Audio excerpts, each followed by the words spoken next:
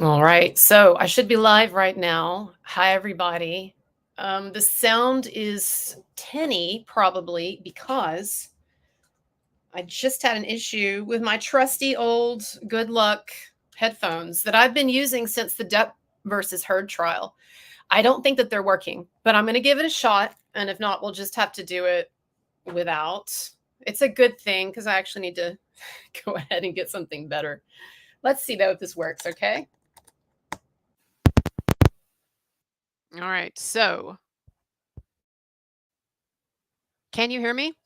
Let me know. How does this sound? Is it bad? Is it normal? No? All right. Dan Campbell, what is up? Welcome to Fantasy Fantasy Island. Yeah, I wish. I do have the guys surfing in the back though. That's nice. Okay, thanks Charlie. If an issue develops with the sound, let me go. Let me go. Let me know. Is that a Freudian slip? Okay, I'm gonna try. I've got 2 hours blocked off for this to give you a nice, decent size live stream, but I mean, we'll see how it goes. I might have a little more, a little less time, but we'll see. But I wanted to hit. My goal in this is to hit every topic that I have on my thumbnail image this time, because I never am able to get through all of the topics that I want. Manson is innocent. Yes, that's right. Thank you. I'm never able to get through all of the topics that I want because I get so in the weeds invariably on like the few that I really wanted to talk about. And then there's always like 2 or 3 things that are on the thumbnail I never got to. So I'm gonna try to get to every one of them today. That'll be the experiment. Yeah, this is a shirt, some random shirt that I got from a friend. I don't even know what Forenzi means. Does that mean fire? Am I an idiot? Is this Italian? Somebody help me. I don't know. But I like the red shirt. I'm just very into comfort at this moment because you never know when the cops are going to come and these days and take you away for the things stashed under your bed or in your safe. And so like that was really like the Rekieta thing was really a wake up call for me about my own life. And one of the lessons that I took from that is that you should always be comfortable in case the police arrest you. So good for him that it wasn't midstream. I mean, I don't know. Is that good? Would it have been actually better to have gotten a live stream of that happening because it would have gotten like what millions of views? So to have that to stream your arrest, yeah, that would get a lot of views. So anyway, Rekieta, I'm going to jump into that topic in just a moment. Everything else on the board, like I know I have a lot of Manson and Rammstein fans in the chat who want to hear about the latest with those. So I'm going to get to those in a minute. We're going to spend a good bit of time talking about Manson and talking some about the latest developments with Rammstein. I am just amazed. Oh, I like this comment. What are you hiding in your safe?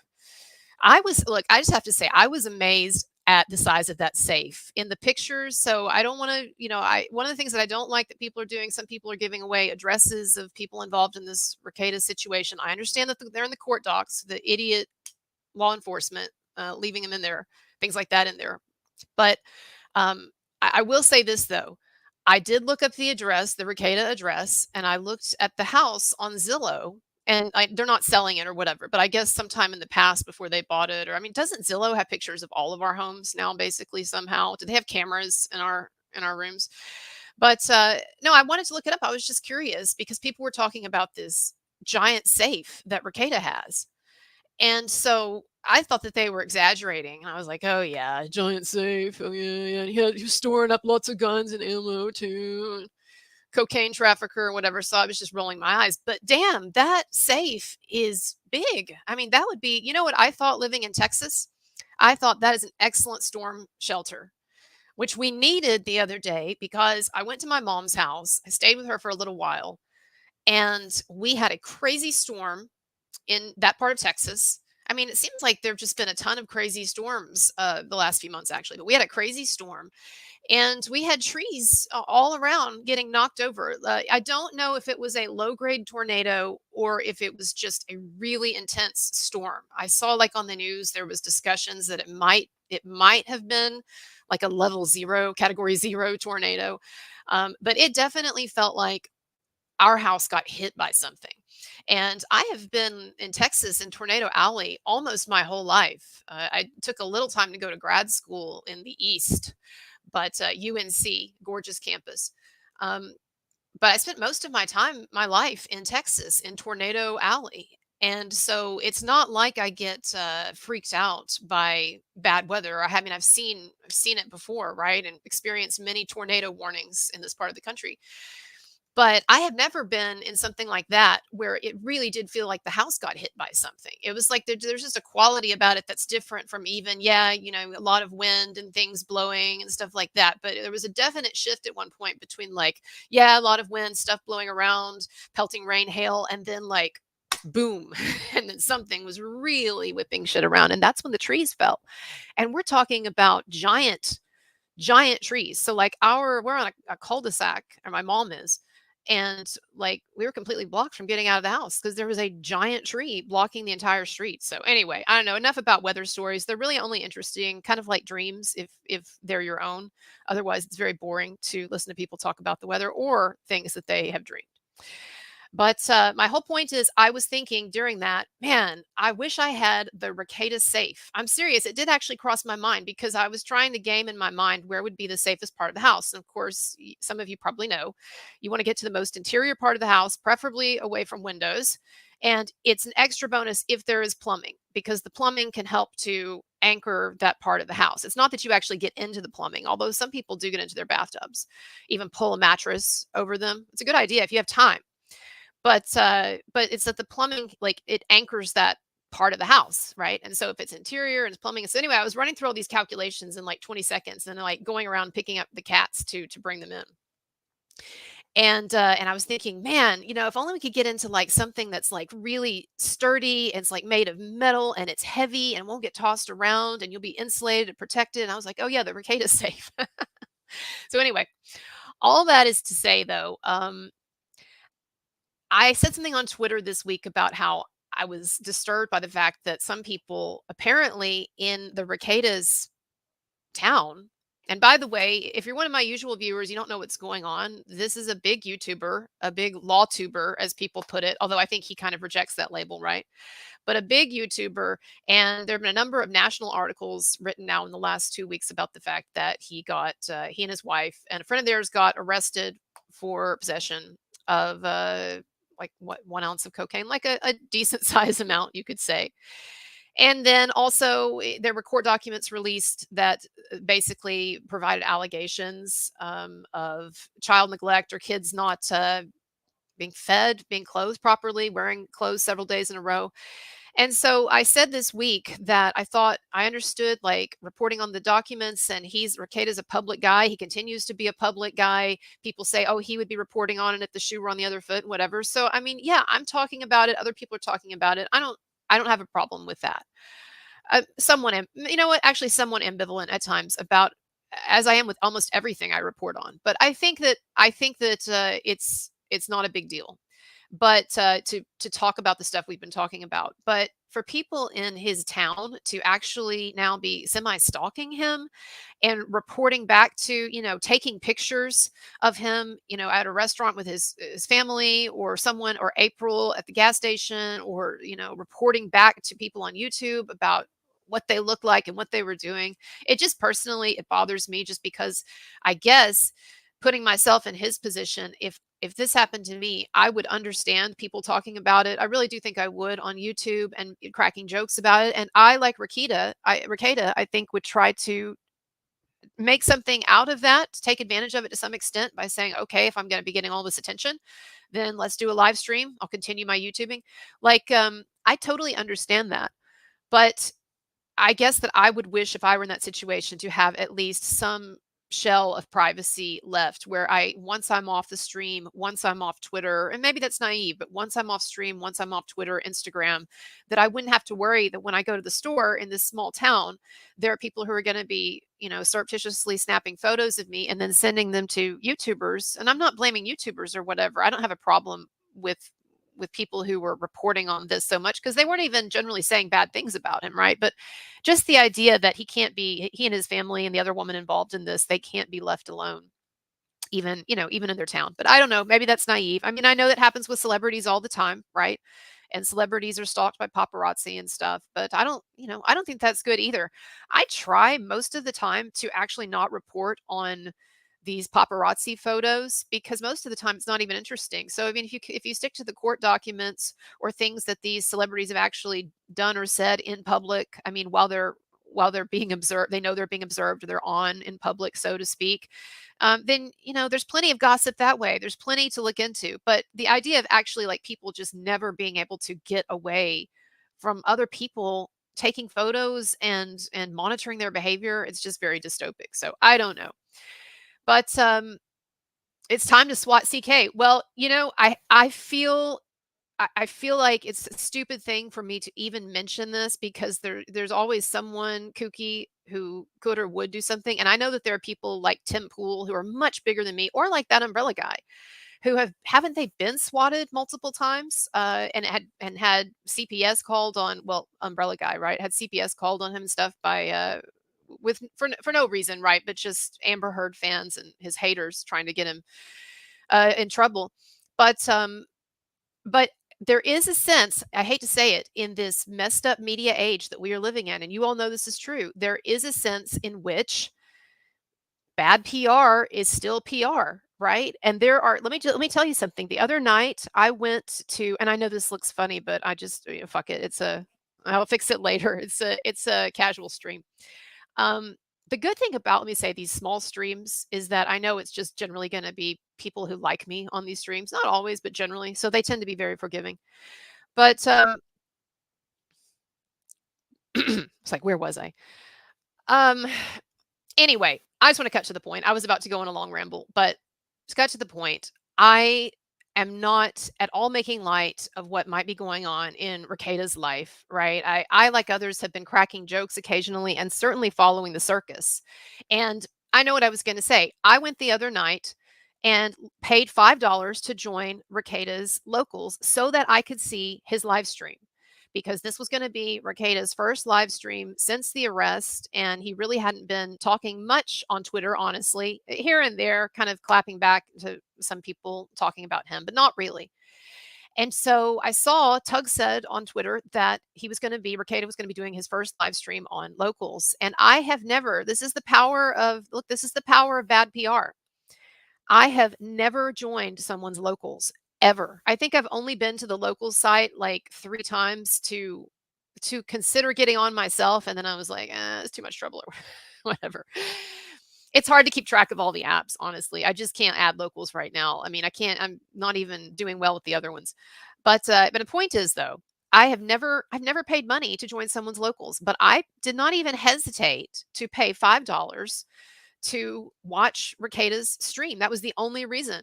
And so if I'm doing that, then I'm sure that there are a number of other people. Well, I know actually of like 2 people I know for sure who did the same thing.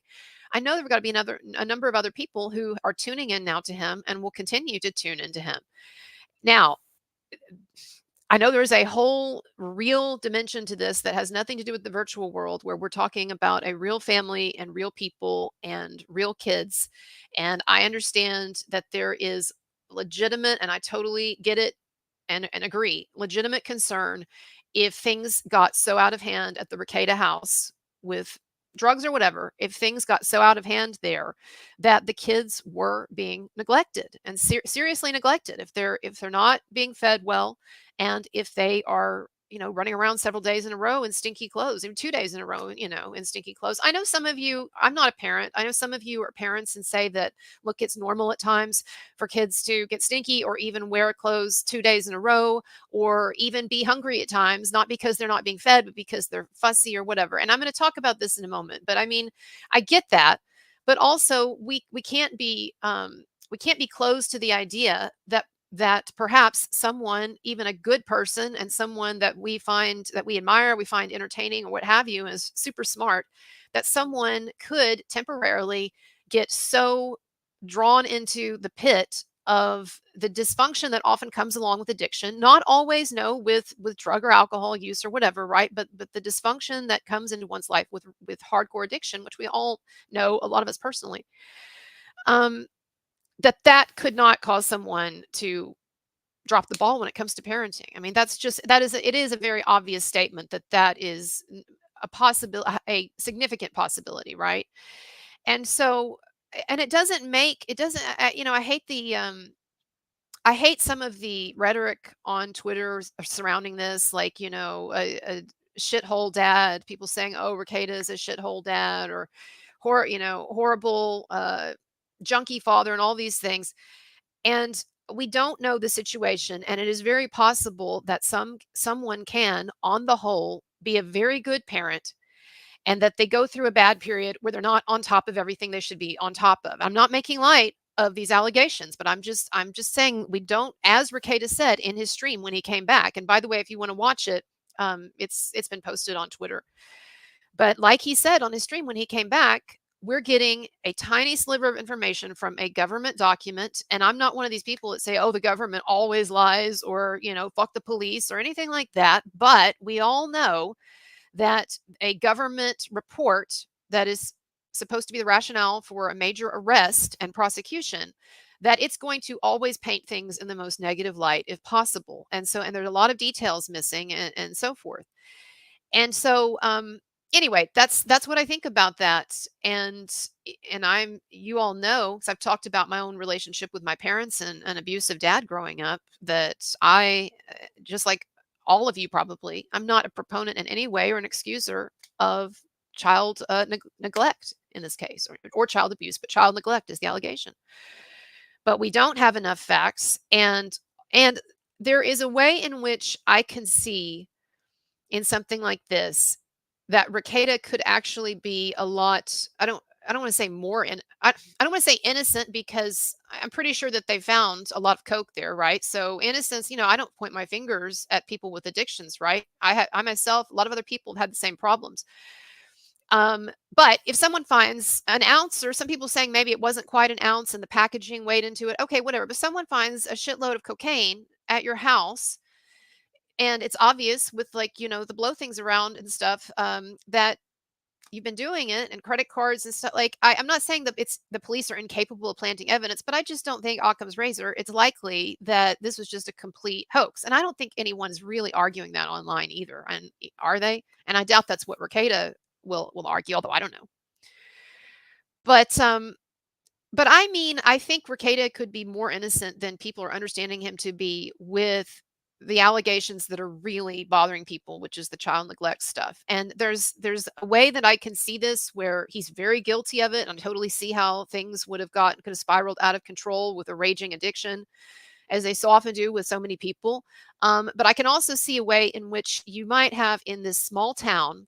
So this is kind of what I wonder, right? I grew up in a fairly small town in East Texas, went to the local Baptist church, which was actually, the church was so large. It was kind of a small town mega church that it actually had, at one point, it had 10% of the entire population of the town on its roll. And the town was like 90,000 people. Not like a tiny, like, hole in the wall town, but like a small southern town. And the church had 10% of the people in the town as its members. And so I only say that, it was kind of like Footloose, right? You ever seen the Footloose movie? That was kind of like where I grew up in a way. But what I'm trying to get at is that I grew up with this very small town churchy mentality. And a lot of you know, and I'm not slamming Christians here or slamming small towns or what have you. I just came from one and I'm living in one. Okay. But there is a certain kind of, like, especially, like, traditionally, a more sort of like finger wagging, gossipy, pearl clutching, conservatism. I don't mean conservatism like Republican, but like being conservative, restrained about the way that one lives one's life, and also having particularly harsh judgments at times for people who are not living their lives that way. And so I could see where, especially since Rekieta kept going to church. Why did you keep going to church? Why? If you're going to be living like Tony Montana in Scarface, you can't be going to church every weekend and hanging out with these people and doing homeschooling. I'm sorry, but this is where I don't understand, just as a matter of, like, intelligence, what Rekieta was thinking. Because if you're going to be living like Scarface or whatever, metaphorically speaking, and then you're going to be going to church every Sunday, and you're homeschooling, so you've got other people's kids coming into your house, and you know that when other people's kids come into your house, people get super judgmental. My child was exposed. He said that around my child, uh so like, to me, that's kind of the first like red flag with Rekieta, that maybe something was amiss there, that he did not seek to extricate himself from that situation if he was going to pursue this swinger, coke lifestyle, which I'm not judging. I really am not. But I'm just that I don't. It is. You are kind of playing with fire on that, buddy. Unless I'm not understanding. I don't know. Maybe in a future stream he can address his thinking on this, or one day when when the dust is settled. And also, I'm appreciating your comments. Not having time to read all of them, but I think I'm catching a lot of them. And look, I just want to say I'm very sorry. I'm kicking myself for I think it's happened 2 or 3 times now that people have gotten super chats and I've not noticed them and read them. And I kick myself because, I mean, people give you money and then you slap them in the face like that, metaphorically speaking. So I'm going to try to be better about that. And I really apologize. I do. And about checking my PayPal as well. At the end of this, if you want to donate, I will post a link in the comments to my PayPal. And then, of course, super chat's appreciated. But okay, anyway, back to the Rekieta thing. So I can see a scenario where, yes, this guy and his wife, and perhaps it seems like they had a girlfriend too, which again, not judging, right? I'm not even married. But he's got his wife and his girlfriend, and they are doing a lot of cocaine. And maybe they're doing it in what you could say was a restrained way, where like it's just in the bedroom, it's just after the kids have gone to bed or when the kids are away, and everything with the kids is still running fine, et cetera, right? Like, it's not impossible. Now, a lot of people who've had experience with heavy addiction and with drugs like cocaine, right, know that it's also not highly probable either, because these things do tend to, over time, with a lot of people, they tend to get out of control. But I can see that. I could see that being a possibility. Or more likely, this is what I see, is that the kids probably were not being significantly harmed by what was going on. The parents were doing this stuff, partying, probably was staying in the bedroom. But because of the kind of a craziness that gets into your life when you start down that road, probably there were ways in which the mask was slipping, is how I will put it. The mask was slipping.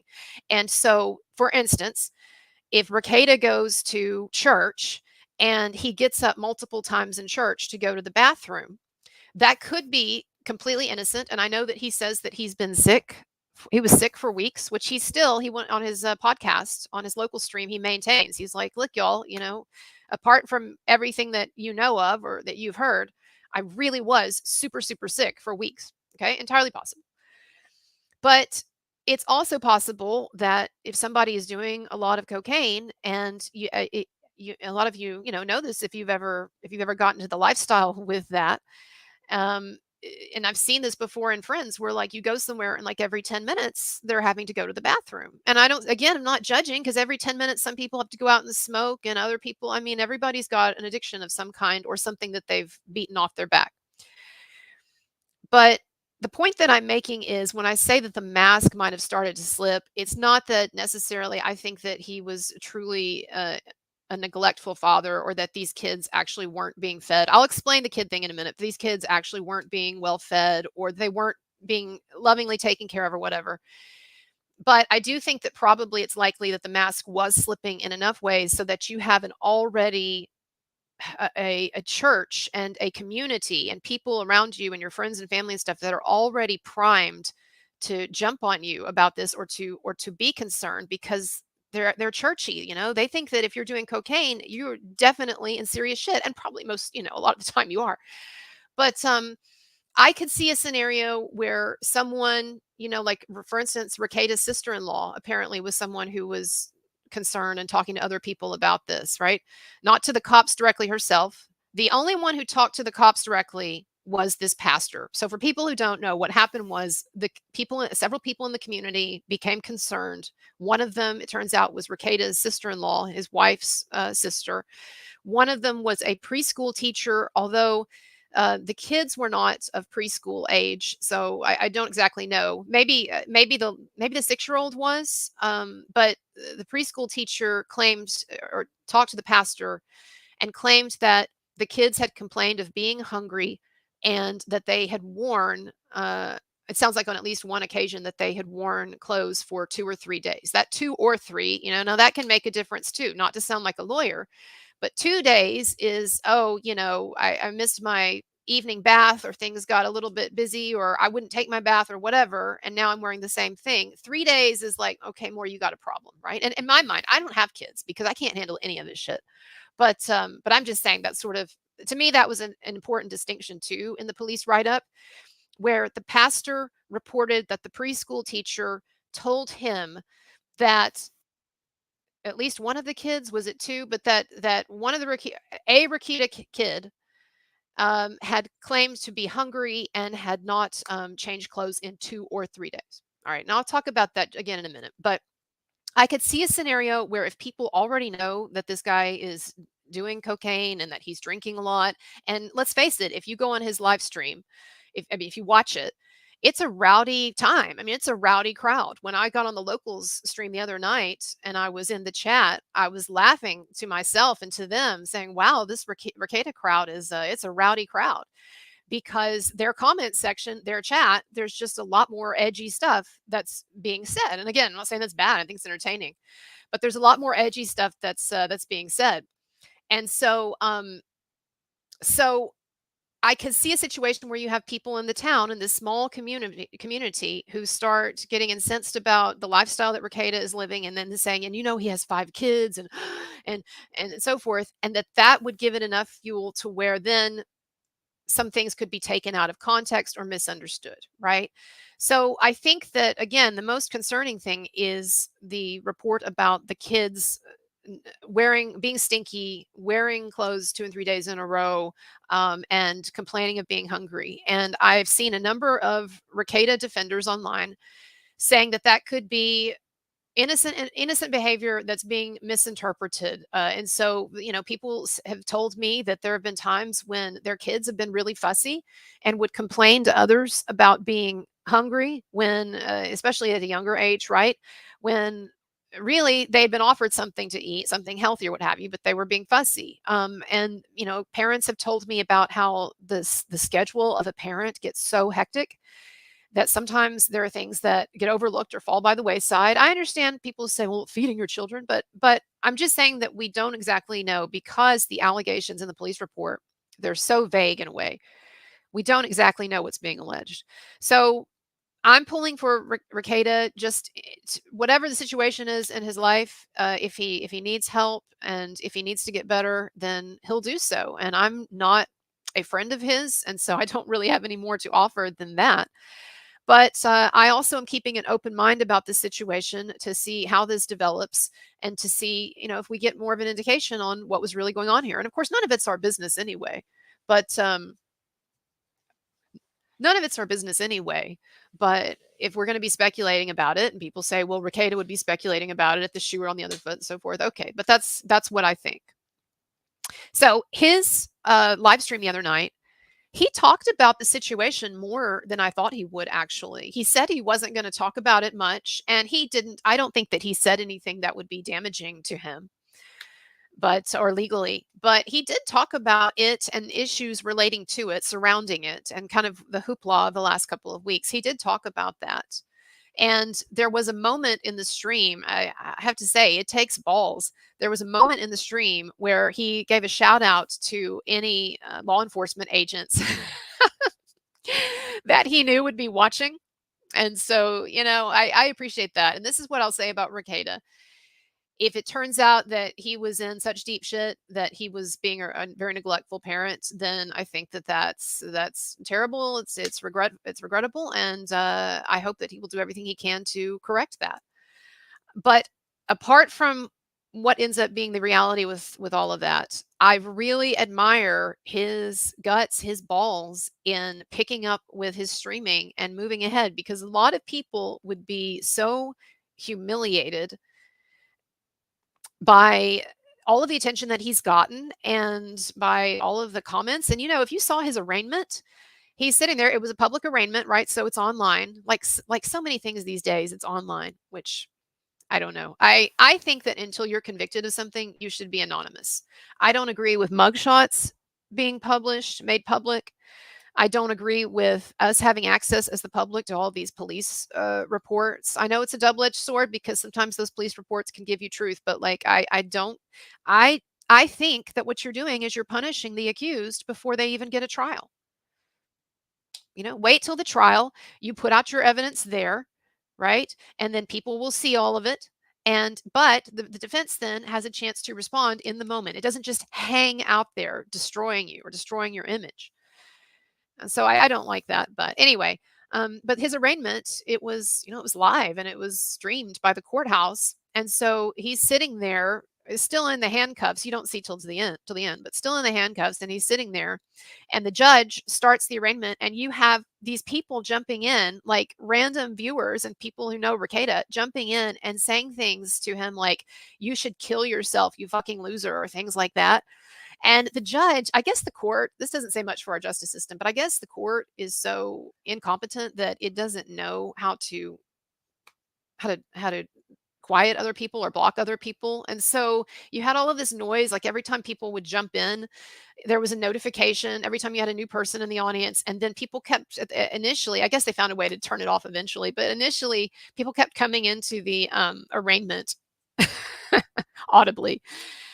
But I look at Rekieta there and I just think, man, I mean, I know, even if you have a Nietzschean Ubermensch attitude about life, which I really celebrate and I admire, probably I admire this quality in people more than any other quality. Just as a personal preference, one of the character traits that I admire most is people who have a kind of a Nietzschean disregard for the herd mentality and that don't just automatically fall to authority, whether we're talking about the government or we're talking about the media or what have you. Now, you can take that too far, right? And maybe Rekieta is seeing the limits of that in a way that as it turns out in this world, you can't live how the fuck you want to. It's a lesson, unfortunately, we all have to learn, and I'm learning it every day.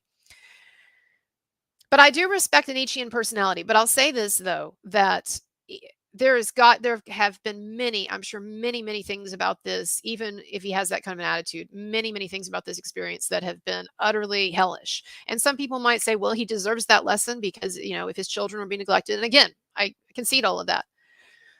But I'm sure this has been in many ways a hellish experience. And so a lot of people, and there's still, by the way, I mean, he's got now these cases against him, right? And charges, felony charges to be dealt with and so forth. Like there are a lot of people, dare I say most people, who would be reluctant to or find themselves unable to come back to public life and to start streaming again. And I understand some people might say, well, that just shows how shameless he is. Here he is. He should be going to rehab and working on things with his family and focusing on that, and he should not be streaming. And to that I'll say, like, that is a very easy judgment for you to make, but you don't know perhaps what streaming means, or doing this show and doing the Rekieta law thing. You don't know what this means to this man. And it may be that if he's going to try to get sober, he needs something in this world to fucking look forward to or to keep living for. I can just hear people saying, well, his children aren't enough. I don't know. Maybe for some of us, it's not enough. Honestly, I don't know. And that's not to excuse any neglect or whatever. I'm very open again about the fact that I chose not to have children, in part. I mean, I didn't want to, but also in part because I thought it's too much pressure. I don't think I could be a good mom. But I know that he has 5 kids, and I know that he has talked before about how that's stressful. And one of the things that I saw in the police report is that when questioned, they said that when questioned, or I guess interrogated, brought down to the interrogation room, but when questioned, one of the things that he expressed was how stressed out he had been dealing with parenthood and with all the kids and everything. And I know a lot of you are doing it every day and you say, I'm doing it without Coke. Okay. But I mean, are you doing it without anything? Is there really no vice that people in my audience have? And that's where I guess that's where the idea for me of um, of sympathy or empathy comes in, even if it turns out that Rekieta got in really deep shit and his life was spiraling out of control and it even became neglectful for the children.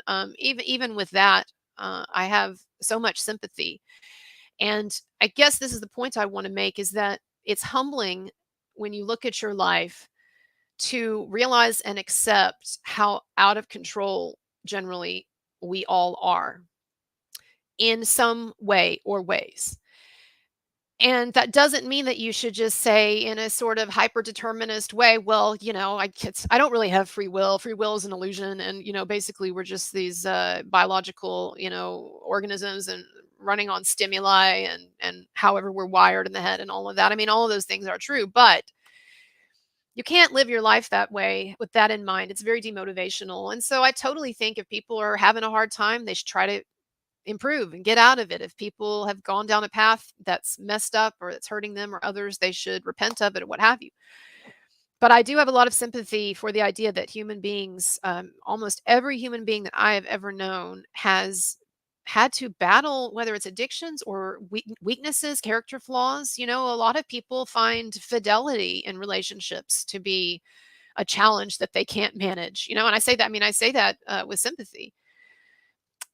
But anyway, I don't know. That's where I'm at on the Rekieta stuff, and I do think that he's probably going to get more viewers and followers from this over time because I'm assuming that this is going to turn into a long-term thing, right? Where it's working its way through the justice system just like any case. And so perhaps he chooses to settle, perhaps he doesn't and it goes to trial, but it looks like this is something, even though he's not going to be able to talk about the specifics of the case on his show, it looks like something that he will still be talking about the public reaction to the show.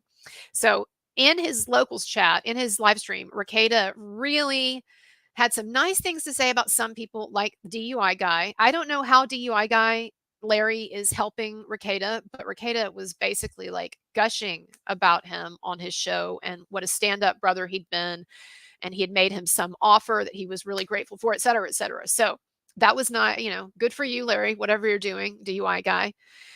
But there is no love lost apparently between Rekieta and Legal Mindset. I don't watch LawTube. I don't. The only time I watched LawTube was during the Depp trial when all of that was becoming really big. And then occasionally I'll watch Andrea Burkhart because she's a friend of mine and I like her takes on celebrity news. But I'm pretty unfamiliar with LawTube. I've seen Legal Mindset's show before, and I watched an episode that he did like a week ago on Rekieta, and this is probably what made Rekieta mad. Is Legal Mindset had some critical things to say about him, and so anyway, Rekieta was really trying to burn him in that stream. So there were definitely lively moments in the Rekieta stream where he was chewing people out and chastising some people in his inimitable way. And anyway, so enough of that. Unless anybody has a question, anybody want to pop a question at me about the Rekieta stuff? Oh, I will say one more thing about the Rekieta situation. Y'all, I need your help. Someone has to explain to me, how did Aaron Imholt get two attractive women, seemingly possessing brains, to fuck him? That is a question that I keep having because the more that I see Aaron Imholt on my feed, and I know it's because I'm keeping up with the Rekieta stuff. And so the more that I see him on my feed, this is the question that keeps coming to me is like, he had this beautiful wife, April. I mean, she even looks beautiful in her mugshot. Frankly, I think that all three of the Rekietas look great in their mugshots. I'm not even being facetious right now or being glib, as Tom Cruise would say. I really think they look good. And I was surprised at how many people were saying that Kayla, Rekieta's wife, looks bad. She looks startled. And yeah, she looks thinner than an earlier picture. But I don't know. As far as mugshots go, I thought it was pretty good. She had the hair sort of look kind of glamorous, the hair going back. She wasn't wearing makeup, and most people aren't when they get arrested, right? But she seemed to have like clear skin. And she's like an attractive lady. So I don't know. I was a stretch for people to be freaking out about her mugshot. But April in her mugshot, she is really hot. I mean, they both are. But April looked like some glamorous model, like Lindsay Lohan in the old days getting pulled over for speeding or drinking or stealing shit, right? She looked really glamorous. And so I have this picture of these two women in my mind. And I know that they're intelligent because I know that Rekieta would not marry a stupid woman. And then April, I have seen some clips from her podcast. And so these are two very attractive, very intelligent women. And then I see Aaron Imholt, and I hear that obnoxious voice that makes me want to tear my ears out. And he's making some crude or narcissistic or obnoxious remark. And he's trying to at once seem like someone who is, taking responsibility for himself. And I'm not pretending to be the hero in all this. At the same time, that he is shuffling off the responsibility onto other people and pretending to be a hero. But I'm just amazed. I'm just amazed that he got those two women not only to fuck him, but to be in relationships with him. I'm amazed. So, can someone solve that equation for me? That is the most, I should do a video. I won't, but I should do a video and call it the most baffling question, the most baffling part of the Nick Rekieta case. And it'll be a video solely devoted to unpacking this question. Anyway, I don't know. Kayla is Lady Rackets. Yeah, so Kayla is why do y'all call them rackets? What is that a reference to? Is that something I should know? So yes, but the Lord and Lady Rackets. What's up, everybody? By the way, Laura B, thank you for being here. Last minute notice, as it always is, almost always. I'm sorry. And Rebel Bird, thank you for being here. And then my other two, I don't ever tell, I'm a bad person. I don't ever tell my mods when I'm going, I almost never tell my mods when I'm going to be doing a stream because I don't know. I don't like to put that pressure on them. They're so great. They're doing it because I think they enjoy it, and they're doing it to help me out, honestly, because they're really afraid that one day I'm going to get in trouble with something on the chat because YouTube is so annoying about stuff like that. And so they're so cool to come on, but I just never want to, unless it's something really important that I'm doing, I just never want to ask them to come on because I don't want them to feel like they need to. But I appreciate that you're here, and I appreciate my other two, AJ and Vanessa as well. Okay, Rebel Bird says he is definitely downplaying his role. He's talking about Aaron is definitely downplaying his role and involvement in this whole thing. He's absolutely pathetic. Yeah. Yeah, yeah. I think Kayla is drop dead beautiful. All right is okay. Yeah. All right. No, I think they're both I think they're both in their own ways gorgeous. So kudos to Nick Rekieta too, But okay, I might come back to that if something occurs to me. But I'm going to more quickly now hit these major topics. Marilyn Manson. Oh, and by the way, I'm going to check my YouTube more. Sorry, because somebody left me a nice YouTube tip and a comment, and kick myself, Dwayne, that I didn't see it. So 1 second, let me see. Okay, I'm good for now. Marilyn Manson was spotted eating, was it lunch with Rose McGowan? So there is a picture, and this is all of this news is on Marilyn Manson Uncanceled's site and also the Manson Cases site. So you can usually find more stuff on Manson on their pages than even on mine. And by the way, one reason that I've not been doing many videos lately is because I am still working on that Manson documentary. I wanted to make it into a series, and so that's what I'm working on, but I'm finishing up the first one. And then I've got something else that I'm going to do as well, another project that I'm working on for YouTube. But anyway, Marilyn Manson was spotted. There was a picture taken of him in his makeup and everything. Not people say, "Oh, he was in his makeup, his full makeup." No, generally when you see Manson in these photos, he is not. I don't mean to sound like a fan, but he is not wearing his full makeup. Full makeup is when he's got the bright red lipstick on and like the really dark eyes and what have you, right? Whereas generally in these kinds of candid shots that I'm seeing with him walking around or him having lunch with somebody, he's wearing foundation. He's wearing his sort of white foundation, and that's really it. So some of you people need to learn the difference between wearing full makeup and wearing just some foundation or something. So I've got full makeup because I have some concealer and foundation. Then I have eyeliner and mascara, and I've got some lip liner, generally poorly applied, but that's what's going on here. And in fact, I wear a lot of makeup, but so much of it doesn't really show up on the screen. So I actually am really made up right now. But Manson, I look at that photo, it looked to me like he just had some foundation on.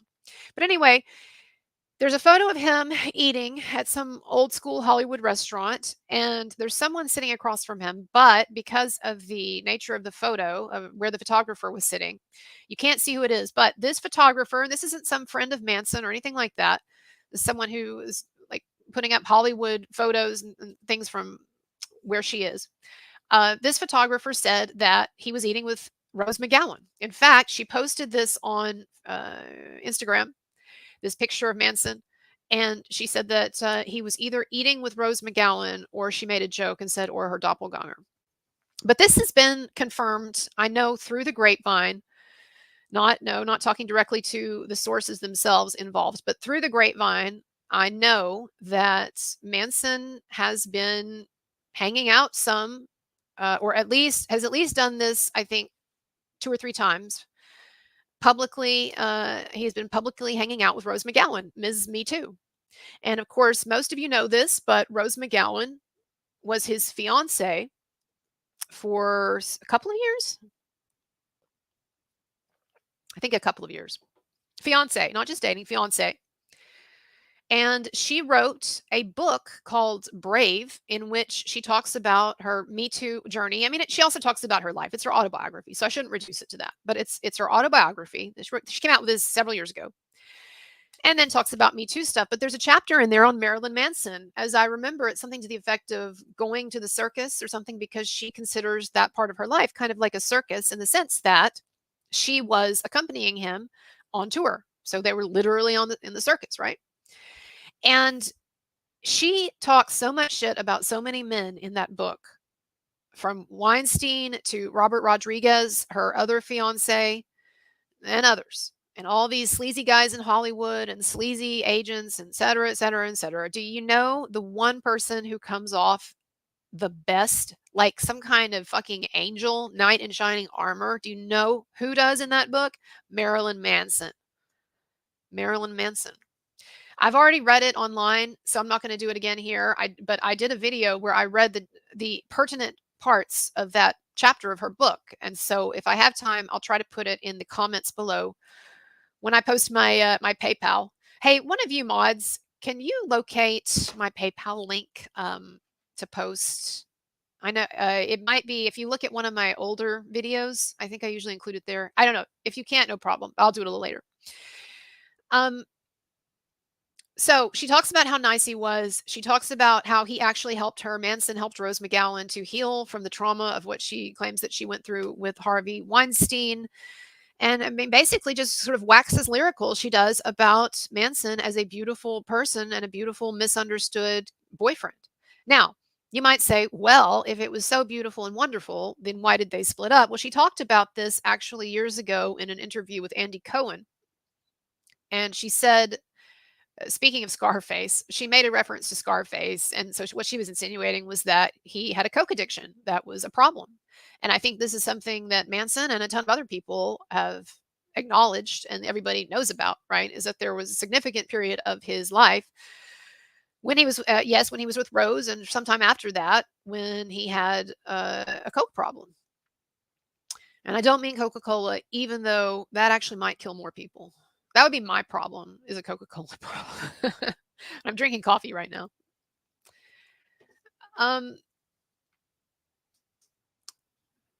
So they broke up on, it sounds like, good terms. I know she takes issue with a comment, or she took issue at one point with some comments that he made on Howard Stern about her.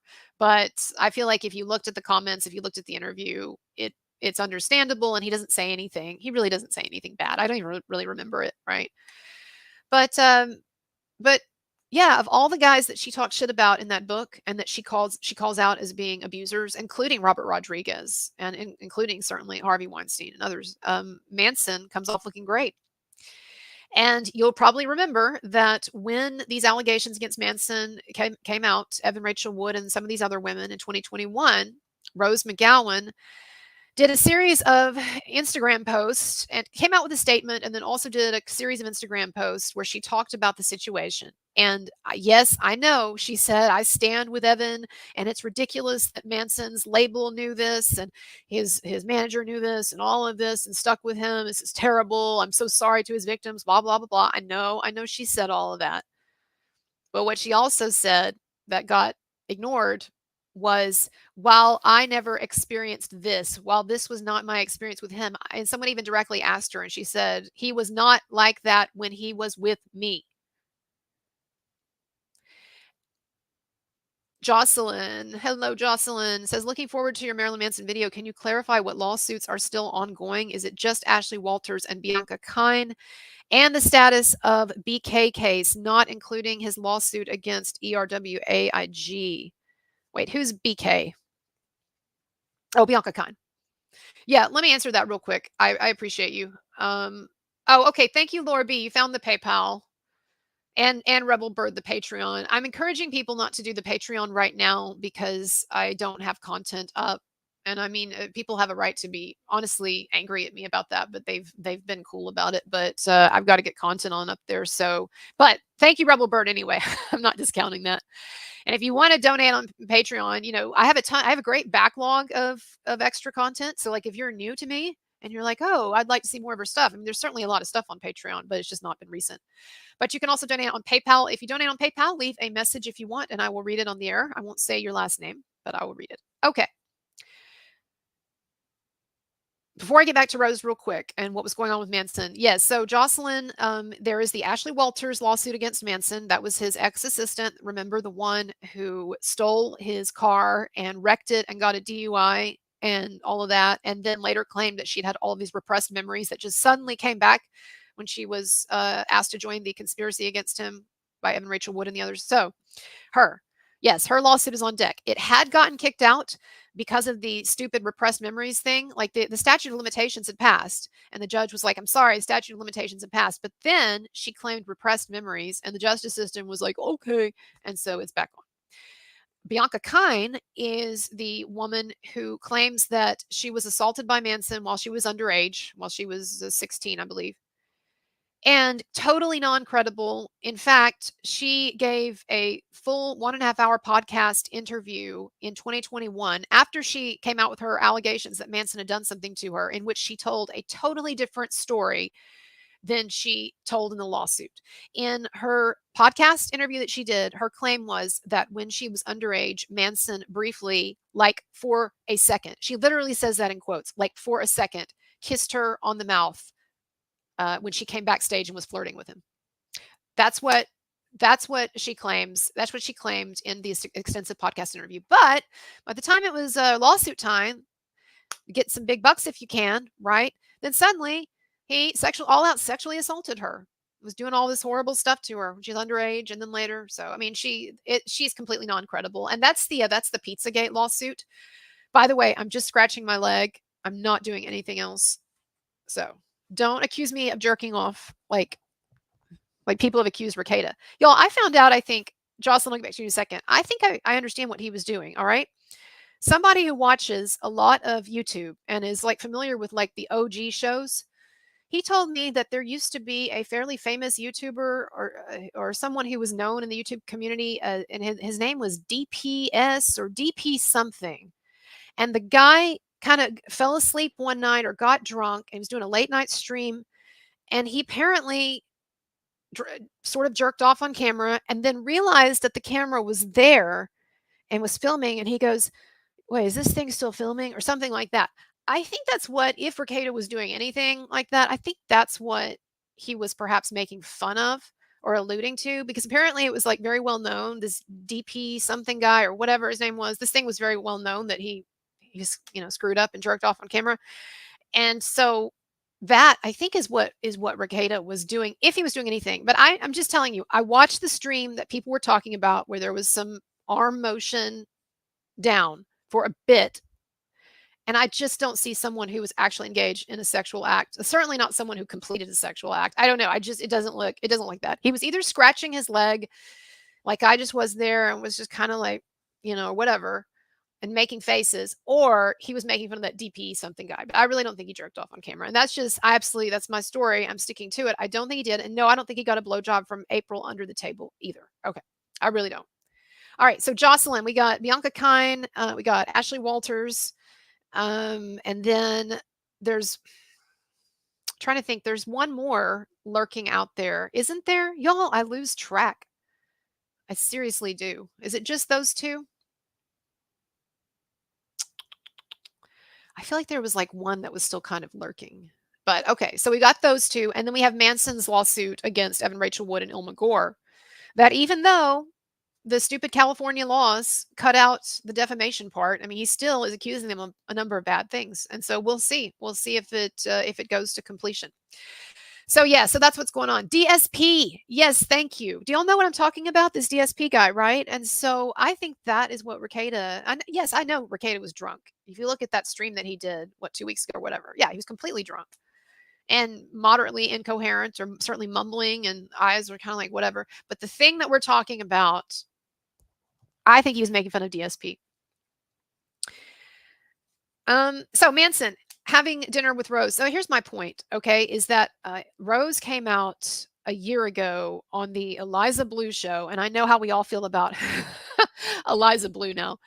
But she did do a show with Eliza Blue where Rose said explicitly that she did not experience that from Manson, and this is the important part, that she was bullied extensively. She said severely. She said, I was severely bullied by people to accuse him and to say bad things about him. And guess what? She's not the only one saying that, because Paz de la Huerta also has said the same thing. And I did a video about her. All of this is on my Manson playlist. All right. But so I don't know how much more explicit Rose McGowan can be in saying this man did not abuse me. And it's the same thing, by the way, that Dita Von Teese said when she said the same thing. While this did not happen with me, while I did not experience this, I have sympathy for any victims, blah, blah, blah, blah, because that's the shit you have to say. And of course, if someone was abused, of course, we do have sympathy, right? But we know that didn't happen in these cases. Now, I would love to see, just being honest with you guys and ladies, I would love to see Rose McGowan do something more definitive. And like, I've talked about this before, and I'm not going to talk much about it except just to say, and I've said this before, that there was a time when I was talking to one of Rose's representatives, or someone purporting to be a representative of Rose that I checked into, and it was. And for a time, it looked like she was interested in coming on my show and talking about the Manson case. I mean, I've talked about this before in a stream. It's not big news or whatever. And this stuff happens all the time in the entertainment industry. I see now people will, and in podcasting, people will float an idea, or they'll say, oh, this would be cool. Would you be interested? Let's set something up. And then it gets canceled, or it doesn't come together, or whatever. So I'm a lot more chill about it than I used to be. These things, and I see how it works, but I'm just saying, and people can disbelieve me if they want or whatever. I'm not giving this as proof of anything. Some people are saying we don't speak for Rose McGowan, or you don't speak for Rose McGowan. You don't know what she thinks. Well, she has actually said it on a podcast already on Eliza Blue. But yes, there was a time when I believe she was seriously considering coming on my show to talk about Manson. And if she was going to come on my show, that, knowing the way that my show is, and knowing how ardent I am about and fierce I am about the idea that Manson is innocent, and that Evan Rachel Wood and these women are lying and colluding, that if she was going to come on my show, like she knew that it would be a vindication piece in a way for Manson, unless and given also what she had said on the Eliza Blue show again. And so I don't have that as any proof of anything, except to say that I believe that this is a woman who is privately and personally inclined to help Manson in some way, or to come out more strongly for him and against this cabal of women headed by Evan Rachel Wood, and against the excesses of Me Too. And I believe this is a woman, Rose McGowan, who is inclined to do that. But But there are still very big reasons to not do it, and I'll explain that in a moment. But I think, yes, I think she wants to, and in a bigger way, or would be inclined to do that. And when Russell Brand was accused, she came out with a statement. She never mentioned his name, but she surprised me in that she came out with a statement that seemed to be on his side. And I don't remember exactly the wording of it, but it was a public statement, a written statement. No, I think actually she was talking on it. It was audio as well. Yeah, it was like, yeah. And she basically said that there was this huge news story that had just broken. And to paraphrase, that it was doing a disservice to Me Too, and that we have to protect things like the presumption of innocence, et cetera, et cetera. Like it was critical of Me Too, and it was critical about the way that the media were handling the Russell Brand allegations. And so I look at all of that, and I see then, her having lunch with Manson and so forth. And I think this is someone, yes, if I just had to guess, not having inside information or anything, I think this is someone who perhaps would be inclined to help him. But here's the problem that she has.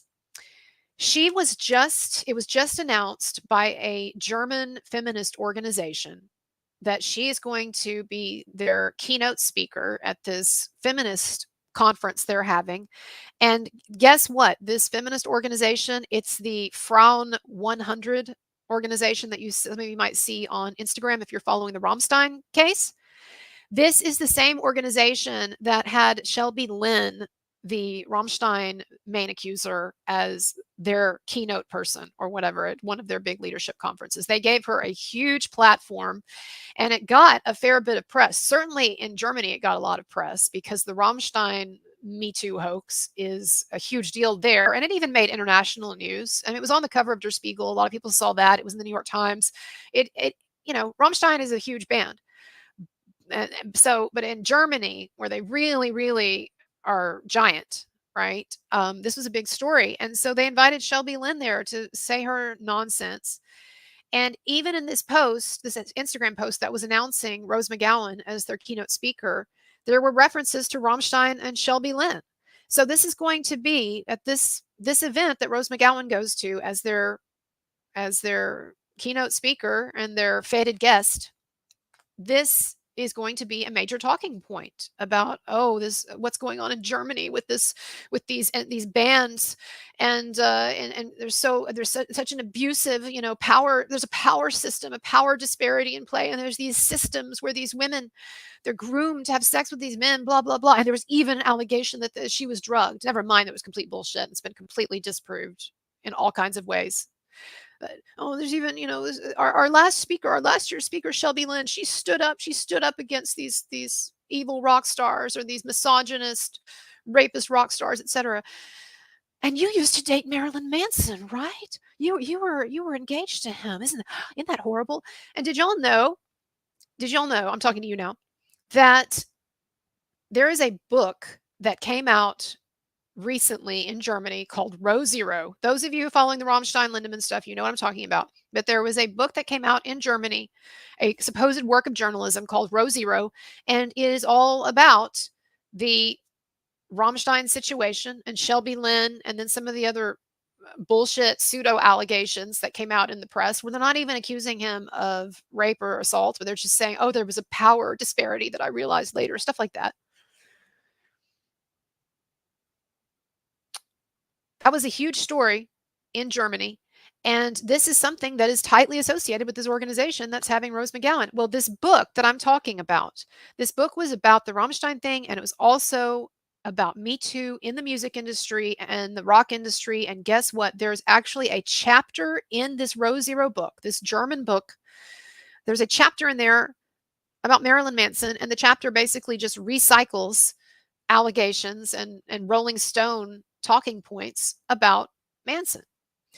And so I guess what I'm saying here is that there is a kind of a larger movement that's going on right now, it's seemingly with these Me Too feminists, to attack rock music and to attack musicians, especially those like Marilyn Manson or Till Lindemann, who have been presenting an edgier or scary or public image.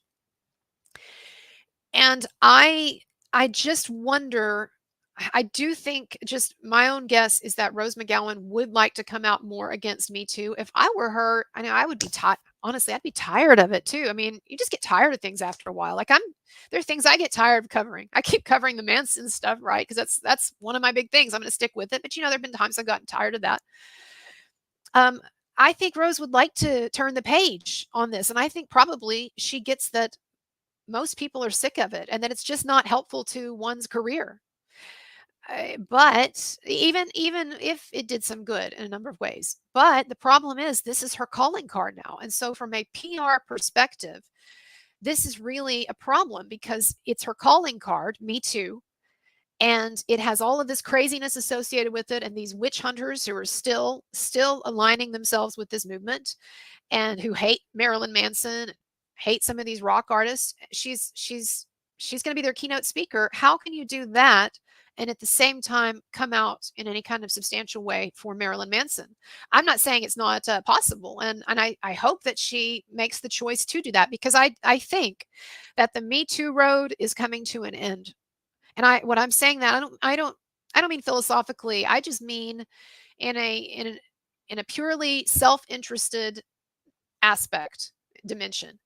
I don't think there's more mileage for someone like her, Rose McGowan, with Me Too. Yeah, she'll continue to occasionally get invited to some of these feminist groups, and but the money can't be that great. Eh, But I see it as a dead end. And so if I were her, in a purely self-interested sense, I would be looking for a way to jump into another boat and move on to the next thing, whether that's getting back into acting or starting a YouTube channel of her own, or I don't know, whatever she wants to do. But I think that the Me Too, in a purely self-interested sense, I think the Me Too ship is sinking, and I think it'd be good to jump over. And one of the best ways you can make that transition, Rose, you don't need to come on my program, whatever. I don't have any hope of that. But one of the ways that you can make that transition, Rose, is in using your Me Too experience as a kind of way then of insulating you against criticism. And then you criticize Me Too. Because you can say to people, yes, I'm criticizing Me Too, and I can do that because I helped create Me Too. And I stood up against one of the big bad monsters of Me Too, Harvey Weinstein. And so how dare you tell me that I can't speak on this movement that I've created and call it out when I see that it's going too far and that it is destroying the lives of innocent men and making it harder for real victims like me. Excuse me. That's what I would say. That's what I would say. So anyway, it's interesting. We will see. As with everything in the Manson case, I never anymore hold out great hope that there's going to be some slam dunk, because there have been too many times in the past where something happened and I thought this will be the slam dunk that opens people's eyes, right? And so I thought when he sued Evan Rachel Wood and El McGore, I thought there was so much good stuff in that. I thought it was his team laid out such a clear picture of what had been going on there and with that hoax and the crazy shit that these two women had been up to and all of that. I thought that'll be the slam dunk, but it wasn't.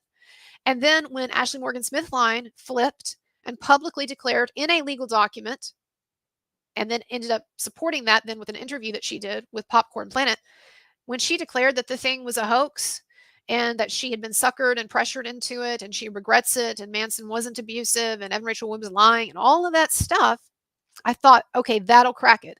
And it did, sort of. I mean, at least it got people in mainstream media, whether and people with bigger YouTube followings like The Quartering or Candace Owens or whomever. At least it got people talking about this possibility that Manson was innocent, but it still didn't do it. And so I don't know if that moment is ever going to come, honestly, or if Manson is going to do what he's doing now. He's just going to keep behind the scenes putting deals together, and then he's going to tour and he's going to release music, and he'll just rise above it, right? Which seems to be what he's trying to do. He's still got a lawsuit going, but I don't know if that'll, or maybe maybe there's still some kind of knockout punch on the way. But I'm just saying it would be powerful to have for Rose McGowan to begin really going after and critiquing the excesses of Me Too and the problematic, we could say, side effects of Me Too, if you want to put it that way. and the overreach of Me Too, having her do that and really come out strongly, by the way, for Manson, someone that she did know for years, did live with, et cetera, and whose character she can speak on, in fact. And it sounds like if she was pressured or bullied a lot, I would assume that's coming from Evan Rachel Wood. Maybe not. Maybe it's her supporters, but also maybe put this woman in her place, Evan Rachel Wood, who needs to be put in her place. I don't know. I don't hold out hope for all that, but it would be interesting. And I certainly think it's great that he's having lunch with her. Wonderful. All right. Let's see. Hello, everybody. Hello, everybody. You said, oh, I like the Rekieta face. Welcome to a few of my new followers or listeners or viewers from Rekieta World. Row zero. Yeah. Okay. So I can give you the 30-second version of this. Is that the German band Rammstein? They had a separate special place in the very front row, but it wasn't row 1 because row 1 was already established, right? You buy tickets there or whatever. But there was an area in front of row 1, referred to as row 0 casually, where women were basically, what happened is hot female Rammstein fans were given invitations to pre-party and after party with Till and with other band members, and also to look hot on row 0, primarily, it seems, so that it would help with their promotion. If you have a lot of hot women right in front of the band screaming for them, dressed to the nines, and then they were instructed that they had to take pictures and post to Instagram, like, here I am at the Rammstein show or whatever, right? It was a marketing thing. It was mostly a marketing thing. And also, who knows? I don't have a problem with if it's a place where Till, other band members were wanting to meet women. Like, what the fuck? Groupies have been around forever. So this was row 0, and it was something that Rammstein fans generally loved, and the women who got to do it loved it. And I went to row 0 parties, the after parties, not the pre-party, but the after parties myself. And here's the point.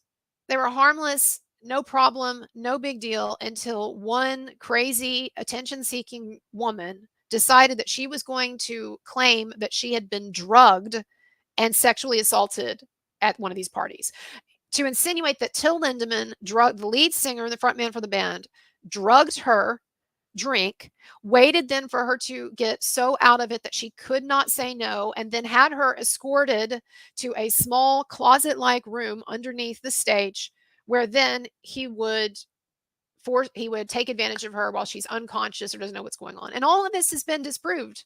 I mean, yes, there were rooms beneath the stage, and Till Lindemann at times, we know, would have sex with fans just like all kinds of other rock stars. But the disturbing shit, the illegal shit, the stuff that got all of the press attention, fan says that she was drugged and sexually assaulted at Rammstein concert, possibly by frontman Till Lindemann. It was just absurd. And so what happened was, it started this firestorm, yes, in Germany, but also really in the Western world, because it started coming out in Western media, this firestorm in which the band was totally picked apart and criticized. And then you had multiple women jump on the bandwagon and do interviews claiming not that Till Lindemann had sexually assaulted them in the way we understand it, but claiming that they had consensual sex with Till Lindemann, but then they realized there were power imbalances. Or, I didn't feel real sure about it, but I just went ahead and now it's his fault. I mean, just bullshit. So anyway, that's what's going on. And so it's, in a lot of ways, it parallels the Manson stuff, although the allegations against Manson that Evan Rachel Wood made were, far more serious and outlandish. But in many ways, it kind of parallels that sort of moral panic surrounding, and feminist Me Too panic surrounding rock stars and rock concerts. And that's not to say, yes, that there aren't terrible guys out there doing terrible shit. P. Diddy, that's one that we know was abusing women, right? And that's one that from the beginning I said I won't defend him. It looks like there's some legit stuff here. We'll wait to see what comes out. Something comes out, lo and behold, he was an abuser. So call it out. Like, we all know that there are tons of women who deal with horrible, horrible things that men do to them. And so there's no denial on that. But the Rammstein thing was total bullshit. And the Manson thing is a hoax. It is. It's a hoax.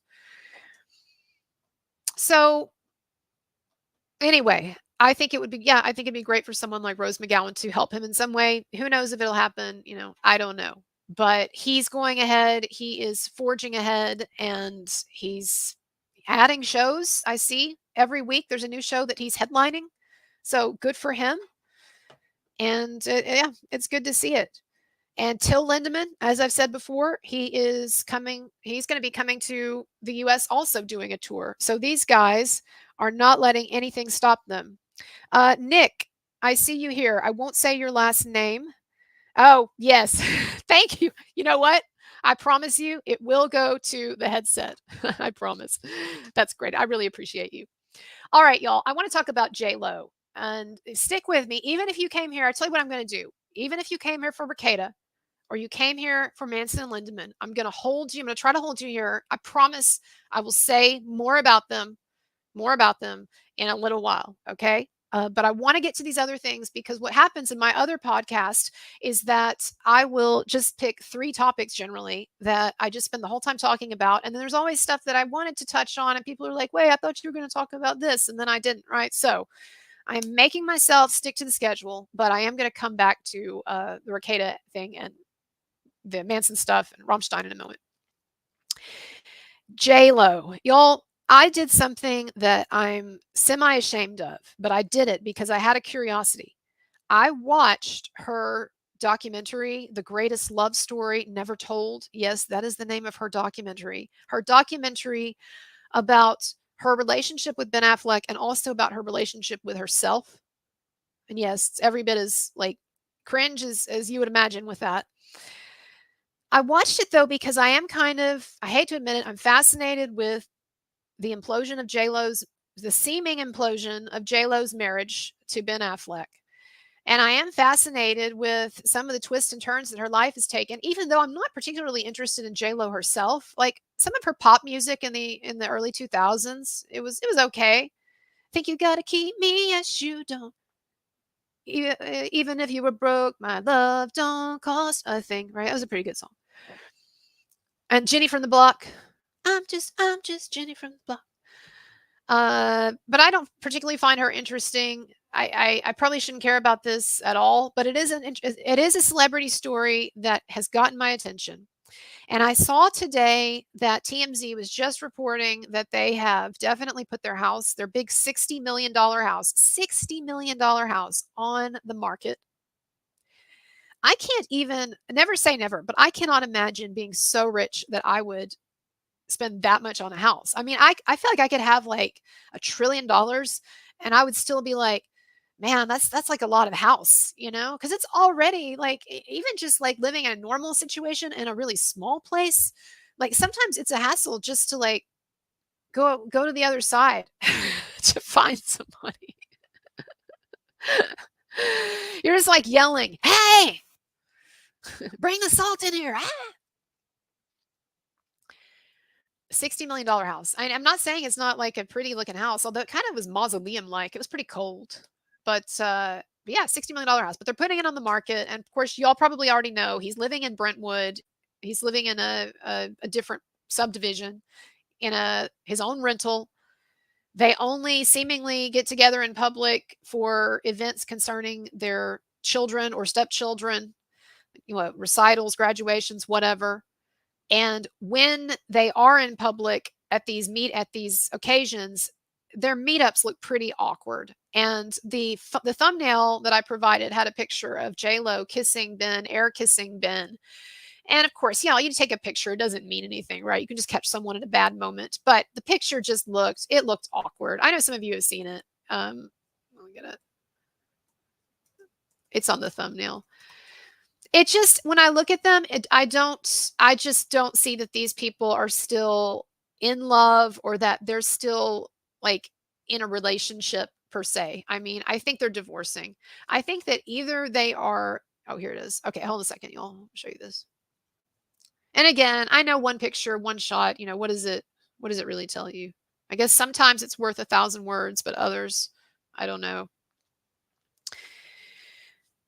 But she hadn't seen him in a while. They know there's all these divorce rumors, and they meet up in public, and this is the extent of the contact or the warmth that you get between them. Obviously, they know that that's going to give off an impression that things are not going well. So I think things are not going well. But I wanna say a couple of things. I watched oh, and by the way, Dan Kimball, 60,000,000, so 60,000,000, meh, we make that in an hour, check PP. Aw, did you send me $60,000,000? What business are you in? Remind me. Um, just a second. Nah, I'm trying to find it. So anyway, J-Lo and Ben, I'm sorry. My point is I watched this documentary and I thought, "Oh, I see you. I see you." He said, from Dan. I know. I call you Dwayne sometimes because that's what I see here. I can't think of anything to add to your celebrity news summary yet. I just asked this: when will your line of skincare cosmetics come out? It's a race between you or AI restoring our youth. That's funny. I'll talk about that in a minute because I was going to talk about Jennifer Aniston. So I got you there. But here's the deal. I watched this documentary, and even though y'all, I cringed through a lot of it, the J Lo Ben Affleck documentary, it made me feel bad for her because I think that I think that her inability to find a lasting, fulfilling romantic love, I think it is probably the biggest pain point of her life because she seems obsessed with in the documentary, she seems obsessed with rehashing the relationships that she's been in and extracting lessons from them. And, you know, when someone makes a documentary about themselves or they choose to produce a work of art, as she has chosen, not only with that documentary, but she had a movie on Amazon, right? Was it Amazon or Netflix? A major movie, a musical about her romantic life as well. So J-Lo, you may or may not know this, J-Lo has taken on or produced three massive things in the last year. One of them is the tour, the massive worldwide tour that she just canceled, but that was in the works, and tons of prep and learnings, you know, routines and singing and all of this, right? There was a massive worldwide tour. There was the new album that she came out with. Then there was this musical, this full scale musical film that she did that was released either on Amazon or Netflix. And then there was a documentary that she made about her life and her love and the making of this film. So that's four things. Now, the theme of all of this, the theme was going to be this idea of her romantic love life and the lessons that she has extracted from it. So everything that she's done or tried to do in the last year has been hyper focused on this. And I just think that when you look at the kind of art that people produce and the topics that they focus on, it's almost always highly autobiographical. So I think that she is one of these people. Look, we all, almost all of us, want love. We're happy when we find romantic love. We're sad when it leaves us. We find holding relationships together challenging at times, all of that. I'm not trying to say this is unique to J-Lo, but I think that what's different with her is that this is someone who is just hyper focused on romantic love as an overarching theme in her life, a constant battle that she's having to battle, either get battling to get out of bad romantic situations or battling to get into the right romance and you know fighting off the media the whole time but also inviting it in because she needs that media attention and what have you. But I think that this is someone who has is so hyper focused on romantic love that it creates these scenarios where she falls in love like a lot of people with the idea of being in love or even maybe temporarily with the person, but that when real life hits, it's really hard for her to hold it together. And this is just purely conjecture on my part. But I look at someone who has been engaged, and I don't say this with judgment because I'm not married, right? But I look at someone who's been engaged 5 times and has been married 3 times now, and I think and you look at the way that she talks about relationships. To me, this was the dead giveaway. So when she and Ben Affleck got married, I don't know if some of you remember this. When she and Ben Affleck got married in Vegas, J Lo posted a beautiful picture of her in her wedding outfit, her veil and everything, and then Affleck was there, and they were hugging, and they were both smiling ecstatically into the camera. And underneath, on this was on Instagram, she had posted this really long caption that she had written. And like it was really long. It wasn't just, oh, the love of my life, glad to have found you, whatever. But it was like a huge diary entry basically. And if I were a celebrity, I know that I share a lot about myself doing YouTube stuff, but I only do that because I have to. I'm trying to build an audience. If I were J Lo's caliber of celebrity, I wouldn't be talking about shit. I'd be like, look, I've got all this money. I've got musical connections. I've got connections in the industry. I can make movies and music about anything I want. I don't have to put myself out there, particularly my love life, out there like this. So, right off the bat, I thought it was kind of unfortunate. But there was this long diary entry basically about her wedding and her relationship with Affleck. And the idea that I came away with reading that was that this is someone who still has an overly romanticized, naive in a way. I mean, can you call someone naive who was, a fly girl on In Living Color? Has probably been with a lot of people. Yeah, I think you can. It was a like sugary, highly romanticized, stars in the eyes. Oh my God, my destiny is now complete. Here comes eternity and blah blah blah. That frankly, a woman who's been engaged 5 times and married 3 times shouldn't be talking like that. I'm not saying that you can't find love, that's amazing. Look at George Clooney. He dated all these different people, went through a divorce, would make jokes about how horrible marriage is, et cetera, and I'm never getting married and all of that. And then he met one particular dazzling human rights lawyer. And I mean, they've been like this ever since, as far as we know. I'm not saying you can't find love after a crazy romantic journey. What I'm saying is the way that Jennifer Lopez was talking already 2 years into her relationship with Ben Affleck about this wedding. And, they did a quickie wedding in Vegas. And then they did something else, a telltale sign of a failure coming up the road. They did a second wedding. So they did the small wedding in Vegas at midnight. And then, like a couple months later, they did a giant extravaganza in Georgia at this huge mansion of Ben Affleck's, a giant extravaganza of a wedding. And pictures, of all of it, she's posting and stuff.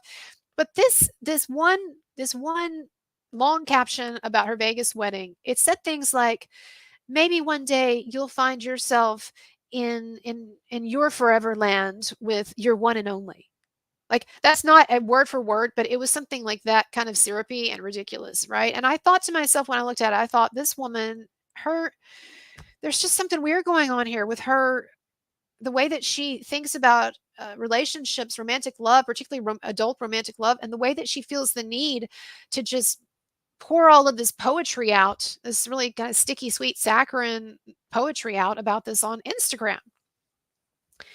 So I don't know what their issues are. I think you could look at, I'm not saying it's J-Lo's fault. And I do think that there, honestly, you don't hear me say misogyny a lot, but I do think there actually is a certain misogyny to the way that a number of people are talking about her, and just taking such glee in her professional difficulties and the fact that she had to cancel her tour, dancing on her grave. There are a lot of people dancing on her grave, so to speak, and the grave of that marriage. And I don't see the reason for it. I don't see where J-Lo has ever hurt anybody, or hurt anyone in her audience or whatever, that people are taking controversial positions or stands or anything that people should be rooting for her demise this way. So I don't know if it's misogyny, or maybe the easier answer is that people were just kind of internally jealous of the fact that this woman, could buy a $60 million home. No big deal, right? And in her 50s is still a giant superstar, even if she's having some professional issues. Although I read that Atlas movie that I didn't even think was very good on Netflix, it was #1 on Netflix for like a couple of weeks. I read that her movies on Amazon, both the documentary and the musical, that they actually did pretty well. And that ticket sales for her tour were actually picking up. I heard that, I actually read that. And so I don't know what's true, what's false, and what have you. But to me, it is sad to see people dancing on her grave. But I don't know whose problem it is. Ben Affleck certainly has a long history dealing with his alcoholism, and he just generally looked unhappy all the time, didn't he, in those photos, as people pointed out? But then maybe he was unhappy with her. I don't know. But it was interesting to watch that documentary, even though it was a boring documentary. But I should say, it was somewhat insightful to see how fixated this woman, even in her 50s, how fixated she is on reliving her romantic journey and trying to make sense of it all. And I guess that's the point that I'm making is I feel like in life we're all trying to make sense of certain things, and there are topics and themes that we keep encountering and we keep ruminating on because they're the themes of our life that we're trying to make sense of. And for her, it's not just about a particular person that she was in love with or married to or engaged to, but it seems to be she's just obsessed with looking at these romantic patterns and scenarios in her life, and then overly romanticizing things. And it's just kind of cringy to see the extent to which she thought that it was a good idea to make a documentary and a musical about her romantic life and history with Ben Affleck and in such a profoundly like romanticized, idealized way. I don't know. It was a little odd, but I don't know, what have you. All right. Jennifer Aniston, frozen face look. So it's on the thumbnail. I'm not going to take time to call it up, but she did an interview. She and Nicole Kidman and Jodie Foster and somebody else did an interview, and one of the things that people noted was that she had what people understand as a frozen face, like too much Botox or cosmetic surgery or something, right? But she has when they get too much Botox or when they pull things too tight from whatever direction, people can have that sort of star look. And then everybody was cracking jokes, like the quartering and uh, other people, a lot of my people on it were cracking jokes about how she couldn't express emotion with her because her face was so frozen. And she said in the interview that she had so many emotions about whatever she was talking about, and people were saying, "I can't even see a single emotion on your face; it's frozen." So I have a few things to say about that. I'm going to take a quick coat break, and then I will be back in give me 10 minutes. I'm not saying you have to hang on. All right, but give me 10 minutes and I'll try not to come back with powder on my nose. All right? All right. Sounds good.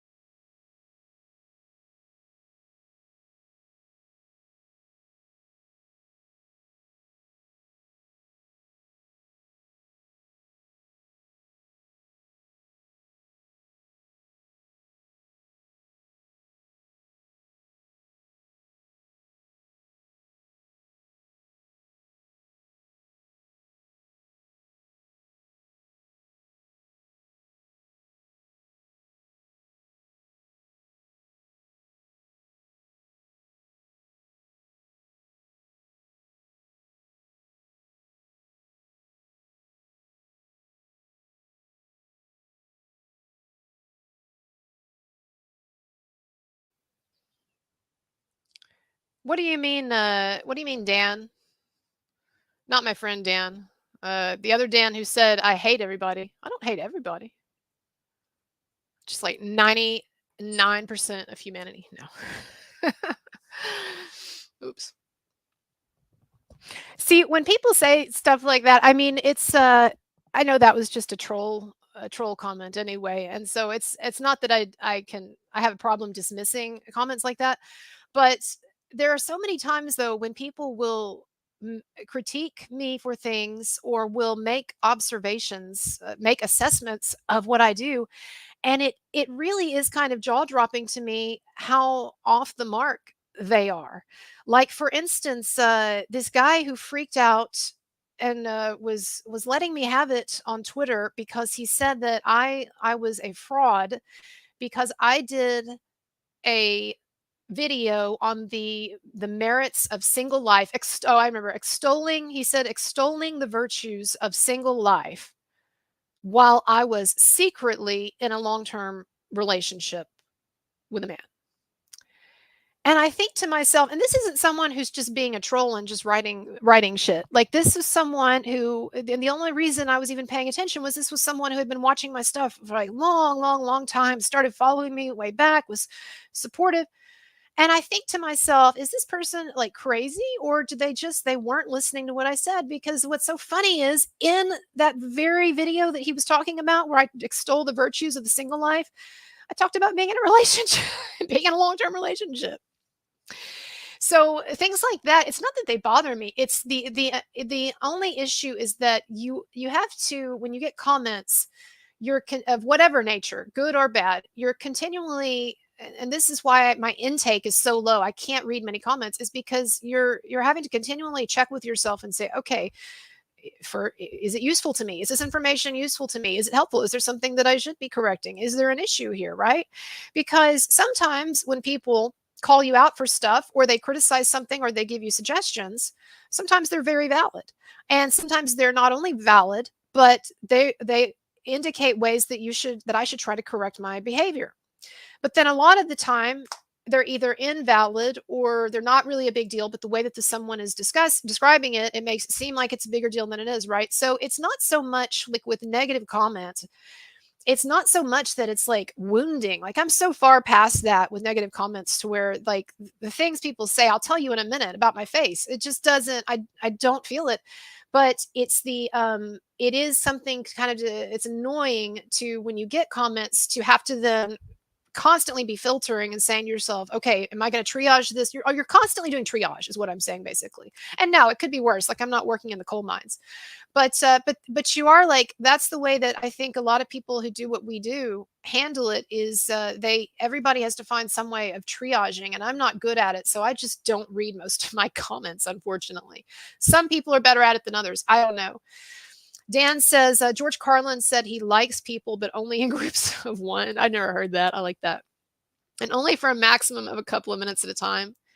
Well, and it's true. And it's also, and I don't claim to be any more appealing than anyone else either. Right. It's like, it's not like, oh, I hate people and I'm so much better. It's like, I mean, I kind of hate, it sounds bad to say it outright, but I think we all at times hate ourselves as well. Right. We say, oh God, why are you doing that? Or whatever. Right. And like I said, I listen. So when I watch or will listen to my YouTube videos once, and then I can't after that. I can watch or listen to them once when they're completed or they're up, to assess things in my mind. What do I need to do better? What came off well? What was kind of weird? Stop masturbating on camera, stop doing coke on camera, that sort of thing, right? Hard things. And so I was constant. I had to figure out, when I listen to a YouTube video, I have to separate my feelings from objectively what's going on in my head about, okay, you did kind of sound weird there. That didn't make sense. I think that was probably that went over the audience's head or under or whatever. But I can only watch or listen to it once because it does make me cringe. And so I'm very sort of realistic about this enterprise that I am in, and about the fact that I have, things that I could definitely work on.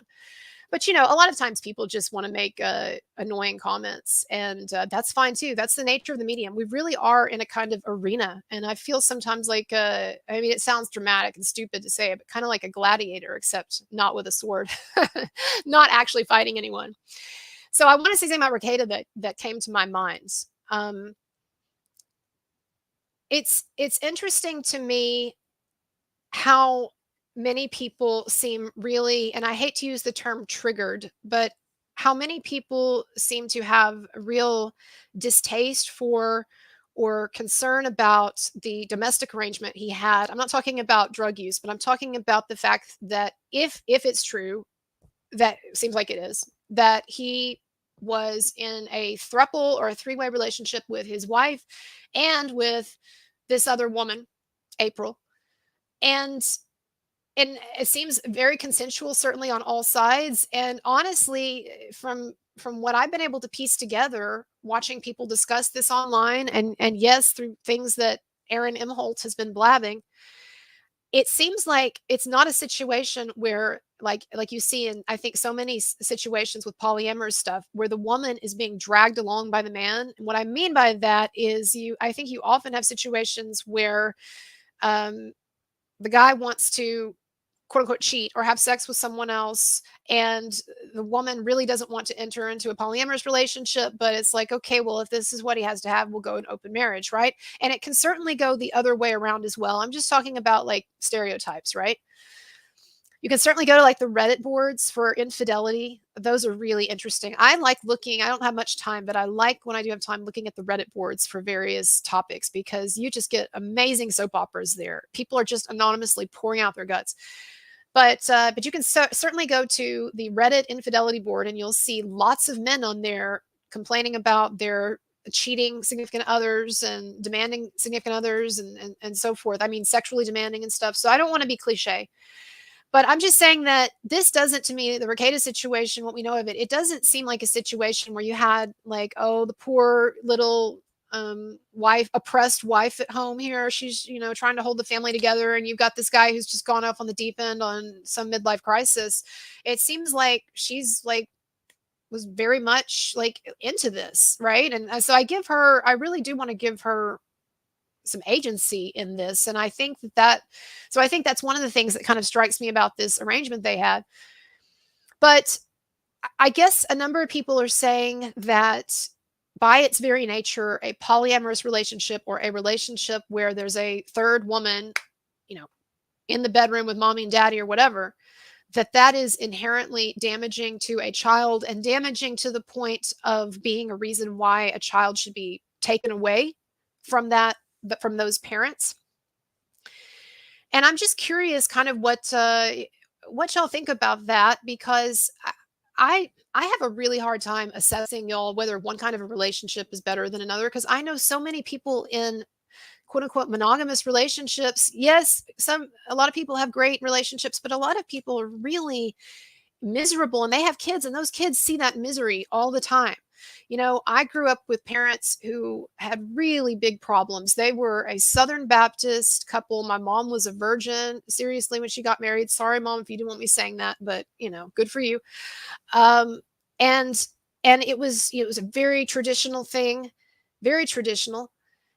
And yeah, they had significant problems, and I really feel like it would have been better for me not to have been exposed to that. If they had maybe like just decided early on, like, this isn't working out or whatever. And so, and I'm not associating that with the Rekieta situation. I'm just saying that the ideal that we have in our minds of the quote unquote ideal nuclear family and nuclear monogamous family, I think that often hides a real ugly reality. And I'm not saying that reality is uglier than a polyamorous reality. I'm just saying that when we look at something like polyamory, and I'm not someone who practices it, but when we look at it, it's real easy, because it's sort of shocking or taboo, even still in a way. It's real easy to just automatically say, oh, that's crazy and weird, and that's damaging kids emotionally. it's easier to do that than to look at all of our houses and our situations and ways where we've dropped the ball. And you say, well, it's easier for you to say because you don't have kids. But I mean, I'll tell y'all something. This might sound stupid, but I'm just scratching my leg, by the way. Uh, is the camera on? This might sound stupid, but I feel like there are ways in which I let my cats down. I know people are going to cringe about that, and they'll be like, "Oh my god, cat lady, I can smell the cat litter from here." That's what so many of these red pill guys love to say. Some of you Rekieta people, you probably say shit like that. It's like when there's a feminist woman that they're discussing or they're making fun of, or some video, like this. They'll say, "Oh, I can smell the cat litter from here, crazy cat lady." But I do feel like there are times, y'all, and yeah, my cat's eating and well taken care of or whatever. But there are like times when I'm like, I probably should like play with my cat more. It's really like bored and active. I let it outside, but it seems like it's like really it seems like it's bored and it needs more stimulation. And I'd probably be like a better cat owner if I like played with it sometimes, like, got one of those things with the thing on the end and whatever. And I'll do that every now and then, but I just don't have the energy or the time for that. And you might say, what craziness are you talking about right now? But like, I guess what I'm saying is even pet owners know that we have to make compromises with the thing that we are taking care of, that we can't 100% of the time give them everything or do everything solely for them. And I feel like with children, that is a big point of anxiety and guilt and in the parental child relationship, is that I think almost everyone can identify with the feeling of that you're letting your kid down in some way. And it may not be because you're doing, an ounce of blow in the bathroom or the bedroom with your mistress or whatever. But like everybody knows that feeling. And I'm not trying to again exonerate exonerate Rekieta, or say that I know what's going on there, whatever. Okay. I'm just saying though that it is a slippery slope when we start to point fingers at other people and decide that they are the neglectful parents and not us, with the choices that we make all the time that might be not so in favor of our kids. And I mean, there are lots of people who struggle with cheating, like I've said before, no judgment, but cheating on your spouses when that's not really good for your family unit. And so I'm saying, let he who's without sin cast the first stone. But I understand also, if kids really are being neglected, then we have to deal with that first and foremost. And so I will say, the preschool teacher, the pastor, if they really felt that these kids were being neglected, and that's not at all clear, by the way, from the police report either. I just want to remind you, this was another thing that's interesting that came out in the police report about Rekieta's situation, is that if you kind of read between the lines or read within even what's being written there, what you see is that the pastor himself, I think, is deeply ambivalent about talking to the cops about Rekieta. I know that there's an argument out there that some are making that this pastor was vindictive, that he hated Rekieta, or Rekieta had some longstanding problems with him. And I don't know anything about that, but I'm just saying that just reading from the police report, there were times that it may mention to the fact that the pastor hadn't reported things sooner because he didn't even really know if there was a problem. And even now, he didn't really know if there was a problem, but he was a mandated reporter. And so when he heard, maybe from a relative, from a preschool teacher or whatever, that there might be some issues in terms of neglect with the kids, then he becomes mandated to do that. And also, yes, I think we always want to err on the side of children. I am a firm believer in presumption of innocence, and Rekieta has that. But I also think that the people that we should be protecting are the sentient little beings that are sort of in prison in a lot of homes. And I mean in prison that they can't go anywhere else. And a lot of you know what it feels like. And I know what it feels like. And a lot of you know what it feels like to feel like you are trapped or imprisoned in a domestic environment that depresses you or is frightening or anxiety producing, or where there's abuse. I'm talking about as a child, at any stage, I guess, but I'm talking about as a child. And so I have tons of sympathy. And he's not, and by the way, the report also explicitly said that this was not a situation where any abuse was alleged. Okay, overt abuse. We're not talking about, I don't think anyone is asserting now that the Rekietas that they were scary, tyrannical, anxiety producing, abusive parents. Nothing like that. It seems that the allegations, what's there, are totally about neglect, just not being quite on top of, frankly, y'all, like I said, the way that I read it is frankly just not quite being on top of the domestic stuff, because you're in a little too deep with coke and then all and alcohol, and also with a depression that you're probably using those things to self-medicate for. And again, I'm not, this isn't exonerating anyone of anything. I'm just beyond like judgment. I'm just thinking like, what's going on here?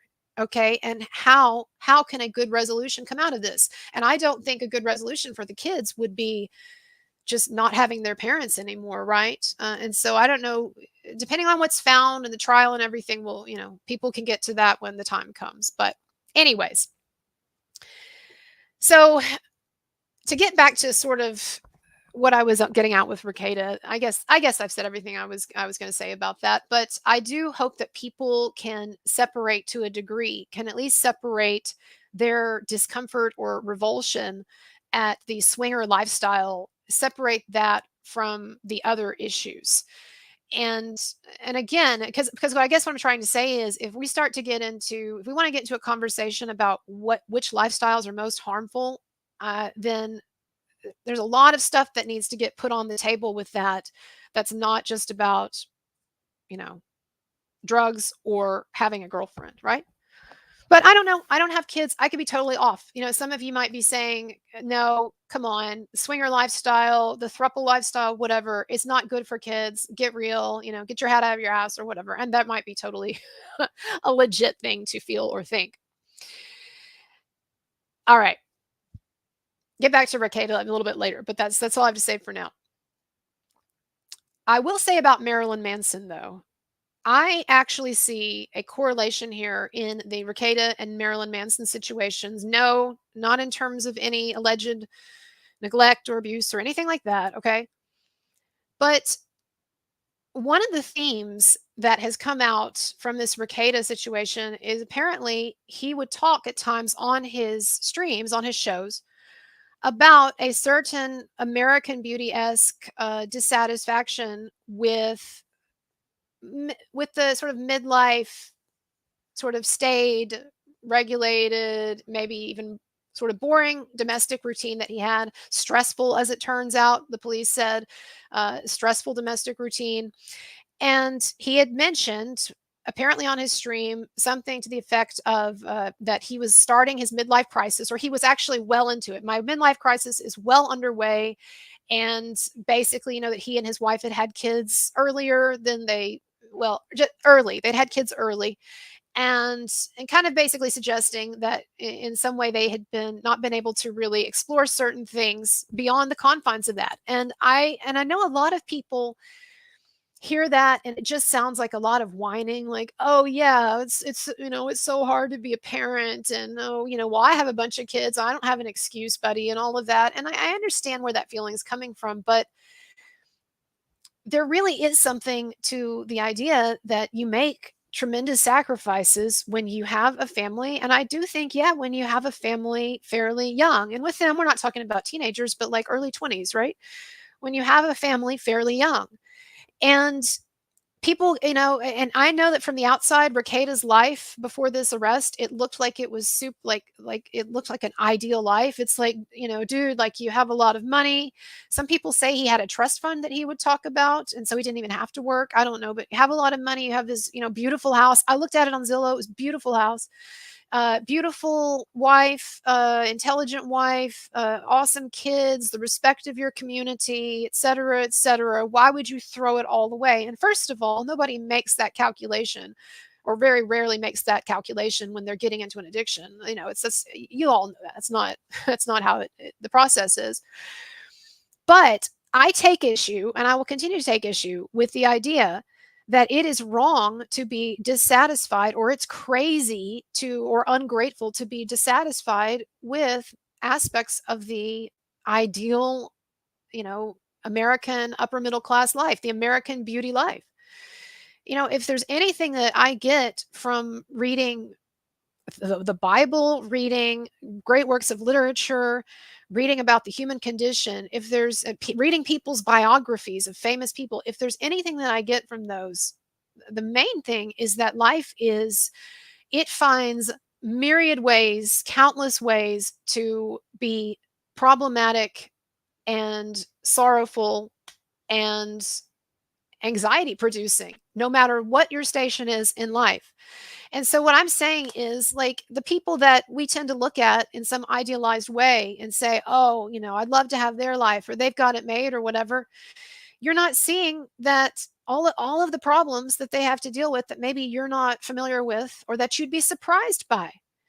And as I've said before on my show, and I'm not going to get all into this rabbit hole. You can look at my earlier philosophy videos to see this. But one of the main themes of my show is that, to me, life has an utterly depressive, not hopeless necessarily, all right, but an utterly depressive quality that permeates it. And it's something as simple as the fact that we're going to die one day, which, no matter what you think about that or what you think might happen, it's still not something I don't think most anyone wants to experience. To things like just the dissatisfaction of our relationships, that so many times in life we find it hard to communicate with, or to reach understandings with people closest to us. And, if we're talking about romantic relationships, or feuds with relatives, or what have you, or even communicating with people online.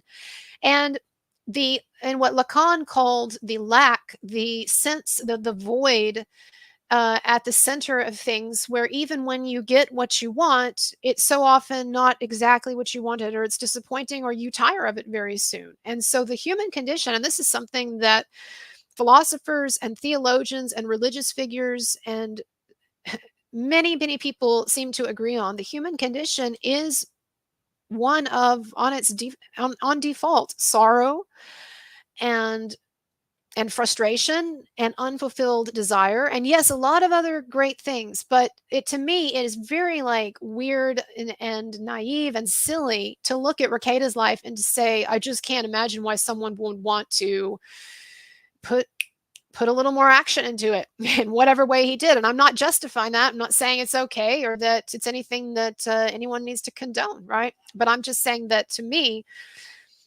I think this is interesting. So you might say, how does that have anything to do with Marilyn Manson? So Marilyn Manson's first, correct me if I'm wrong, right? A lot of y'all are bigger fans, but Marilyn Manson's first album, his first album, and it was commercially successful, right? It wasn't like Antichrist Superstar, but it was very successful, and it was his breakout album, was Portraits of the American Family. And there was a photo, I'll call it up here. Oops. This came out probably when a lot of you didn't know, and I didn't know who Marilyn Manson was. So this was right before he became famous. This was his first album. But, oh, shoot. But yeah, the title of the album was Portrait of the American Family. I'm going to call it Portrait of an American Family. Okay, let me show you the image that was on the cover. And this was back when people were buying CDs, y'all. Before that transition, this classic. Okay.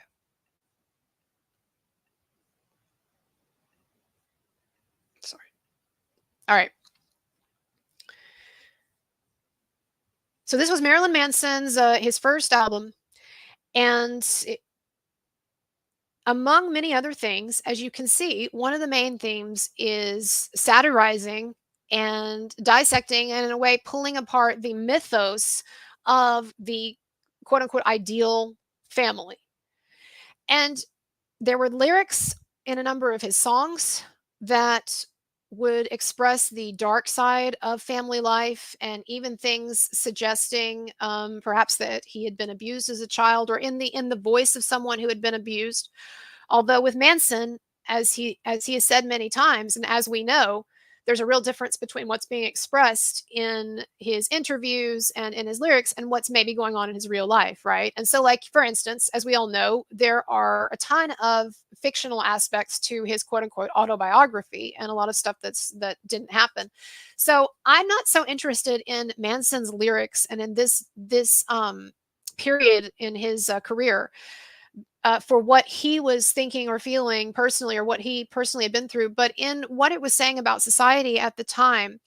And pointing to the fact basically that behind that perfect idealized facade of a great family or a good family, yes, you can have truly good families, great parents, but at the same time, there can be dark and frightening things sort of slithering around underneath.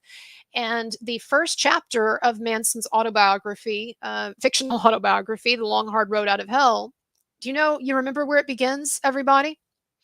It begins in his grandfather's basement.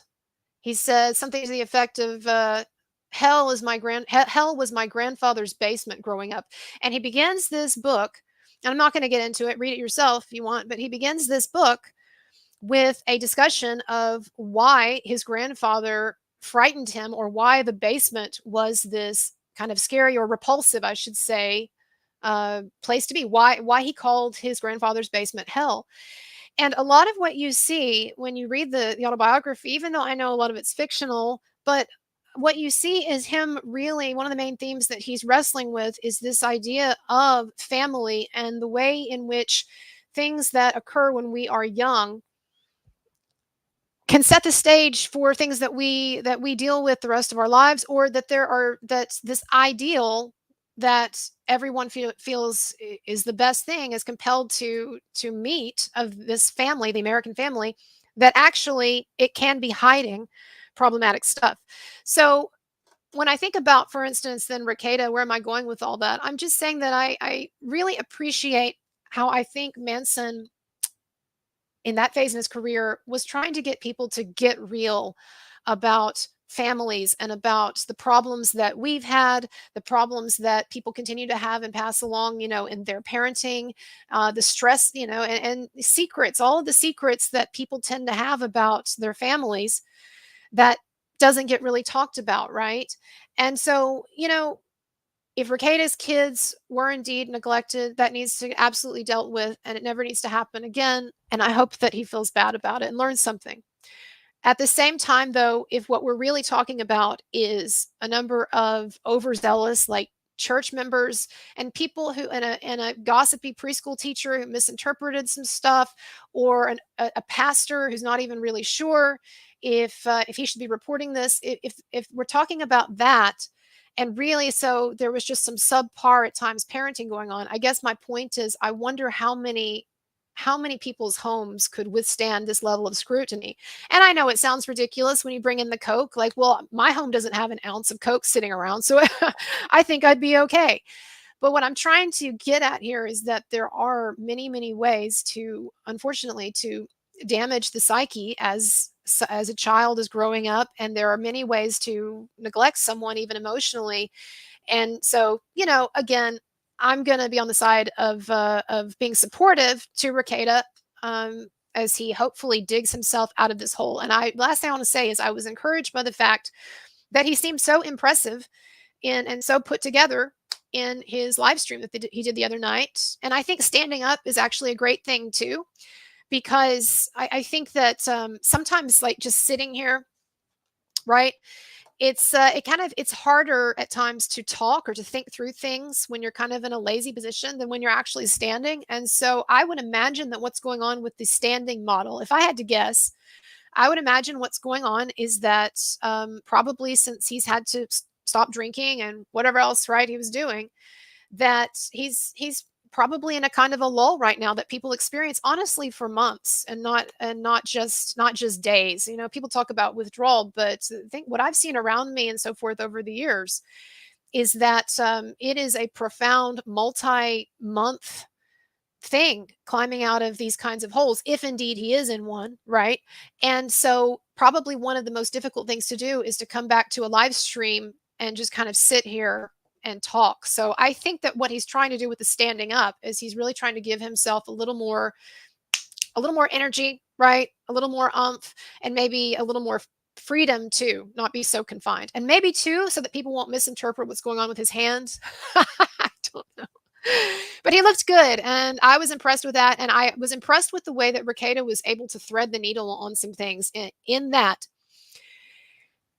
he could have gone two ways in the wrong direction on that live stream. First of all, that live stream, I don't know how many people watched it on locals, but to me, it was symbolically huge. And I say all this as someone who's not even a Rekieta fan. Like I've never watched one of his live streams before what's happened in the last 2 weeks. I haven't. I even had him on my show, but still never watched one of his live streams. Sorry. But he was great on my show, and it was a 24-hour. Somebody asked me the other day if we'd ever collaborated. Yeah, Rekieta was nice enough to um, be a guest on my show when I was doing my 24-hour live streams. And he should have, I wish he had shared some powder with me because I kind of needed it to get through those 24-hour streams. But he was a great guest. So anyway, let me get to the point, and then I got to go in a little while. I think that one way he could have gone that would have been bad is to just blab about the case. And I think he's too smart for that, and evidently he is too smart for that. He kept his mouth shut. I think, I'm not a lawyer, but I think he kept his mouth shut at the right times on the right things in that stream. And there was never a point when I felt like it was a dangerous or a problem. Now, maybe legal experts might say differently, legal mindset, or someone might say differently, but I'm just saying that was my feeling. But I think the other direction he could have gone in would have been to have said, I'm just going to go back to streaming, and I'm just going to do it as if nothing happened and nothing is going on, and just completely avoid it. Or I'm not going to do streaming at all, maybe for a while. And I think that he really threaded the needle well. He came back. He was strong. He talked about a lot of things related to this controversy. So he was able to, even though he didn't talk about the thing itself, get himself into legal problems, he was able to talk around it enough that I think people really felt like they got their money's worth, so to speak, right? Like, I came here to hear this guy talk about how his life has been and what his feelings are now in the wake of this huge tidal wave that's just hit him. And he did talk about it. And I think without saying anything that he shouldn't have said, Now, of course, there were times he got after people, right? But you knew that was going to happen. Like legal mindset, the comment that he made about him, like, I was like, whoa. I have to look it up yourself. So yeah, I was impressed, and I think, and it honestly, this whole thing the last 2 weeks, it's made me actually more interested in him and in his show than I was before. I don't really watch a lot of YouTubers, right? And so it's just not something I'd ever watched. But seeing now how he has behaved under pressure, so to speak, I think he did a good stream. I do. But again, we'll see. And the jury's out, obviously, literally, perhaps on what really happened here, what really went down. Okay, quickly, I want to talk about two things, and then I gotta run. All right. Jennifer Aniston's frozen face. Here's the thing that I said on my Twitter earlier. All right, earlier this week. I am a huge skincare fanatic. And it was something that from a young age, I've just been like fascinated with it. It's not just like about having like smooth skin. I mean, it's a nice benefit, but it's really, to me, I'm kind of like almost like Brian Johnson, the multi-millionaire who is doing all this anti-aging research, and he like takes his son's blood and then he pumps it into himself. Look him up, Brian Johnson. But I'm just really fascinated by longevity science. And so it's something that I do read about some when I have time. And I have like people that I know kind of in various places in the industry, or even just, doctors, plastic surgeons. My father-in-law has a skin spa, medical spa. And so I'm really fascinated by that stuff. And so I pay attention to these conversations that people have online about people's faces, and, oh, Jennifer Aniston's face is so frozen and all of that. And this is what I said online, is that, she is someone who has had a lifetime of smoking, cigarette smoking, and sunbathing. And I know that because I follow tabloid news, and I've constantly over the years seen her smoking or outside sunbathing. Not my place to judge these behaviors. Like, everybody has things they like or whatever. And I understand, sunlight to a degree is good for you and stuff, but you cannot do stuff like that for decades without incurring a significant amount of damage. Not to make anybody feel bad. And there are things that you can, do to help reverse it or slow it down or whatever, but you can't. And so what's happened, I think, with Jennifer Aniston is that she wants to have a completely sag-free and wrinkle-free face, which is what a lot of the women, a lot of these celebrity women and men, by the way, what they ideally want to have.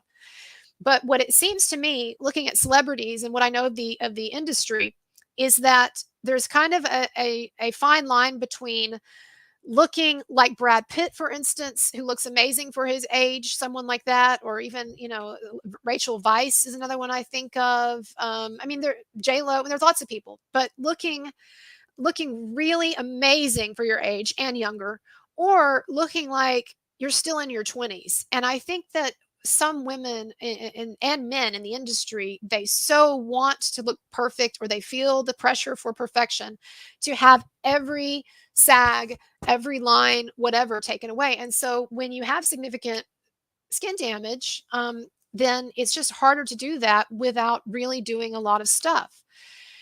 And so I think that's what's going on with some of these women. And so that's one thing and men. And so that's one thing I would say, is that it's just, we don't have to have sympathy for them or whatever, I guess, but you can understand how, once you start down this road, and this is something I'm very like open about, once you start down the road of injectables and Botox, you're taking something on there, and risks, and you're taking on, like, then having to be concerned about how your face looks. Does it look natural and all that? And that's why I don't do that stuff, even though I'm really into other interventions like lasers and topicals like Retin-A and human sourced stem cell cream and stuff like that. I talk about it on my page, my Twitter page, and my Instagram. But there's a fine line between that and between doing things to a healthy degree or going overboard. And so when I look at Jennifer Aniston, I just see someone who is just having too much done, and they just can't make it look natural.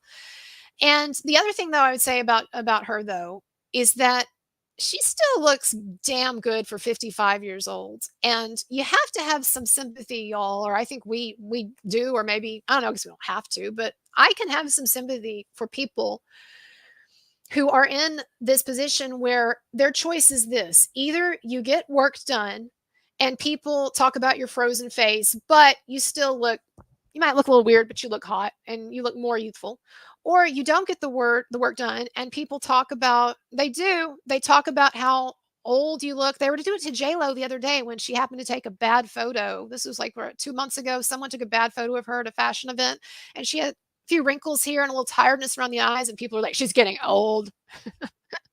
She's over the hill. So, and also remember, these people, they believe that their livelihood is tied to how hot they are. Now, we may not necessarily believe that. I guess some of you might think that Jennifer Aniston, if she were to quote unquote age gracefully, could continue to have a really successful career, but I don't know that. It does matter what you look like. And I get it. It's not great to look like an alien or a doll or something, but the science in some cases it's not caught up, right? But Brad Pitt, you look at someone like him, and people say, oh, he's aged like a fine wine and stuff, but that man has had a ton of stuff done, a ton of shit done.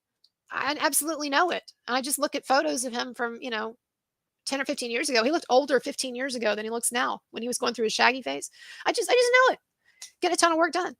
And I don't judge it. The result is great. He's going to have a longer career because of it. People, if the things that he wants that are important to him will continue to last longer, they will, in part because of his looks. Does that mean, though, it's good for someone to look frozen-faced, or to get too much stuff done, or to get into something without knowing the risks? Like I've talked about breast implants and how my mom got hers. Hi, Mom, again, taken out. She's heard me talk about these things. She got hers taken out because she developed autoimmune illnesses, and apparently this can be a side effect for a subset of women who get breast implants. So again, I'm telling people like go out and get all kinds of shit done, but I'm just saying there's a certain inevitability and reality here that we are going to increasingly see more and more people of economic means, particularly in media and in public positions, altering their faces, and that it's still not an exact science. And so I'm sure that Jennifer Aniston doesn't want to look frozen faced and all of that, but it's like, the doctor has to kind of fool around with things to get it right sometimes, especially if there's a lot of skin damage and you're wanting a particularly tight result.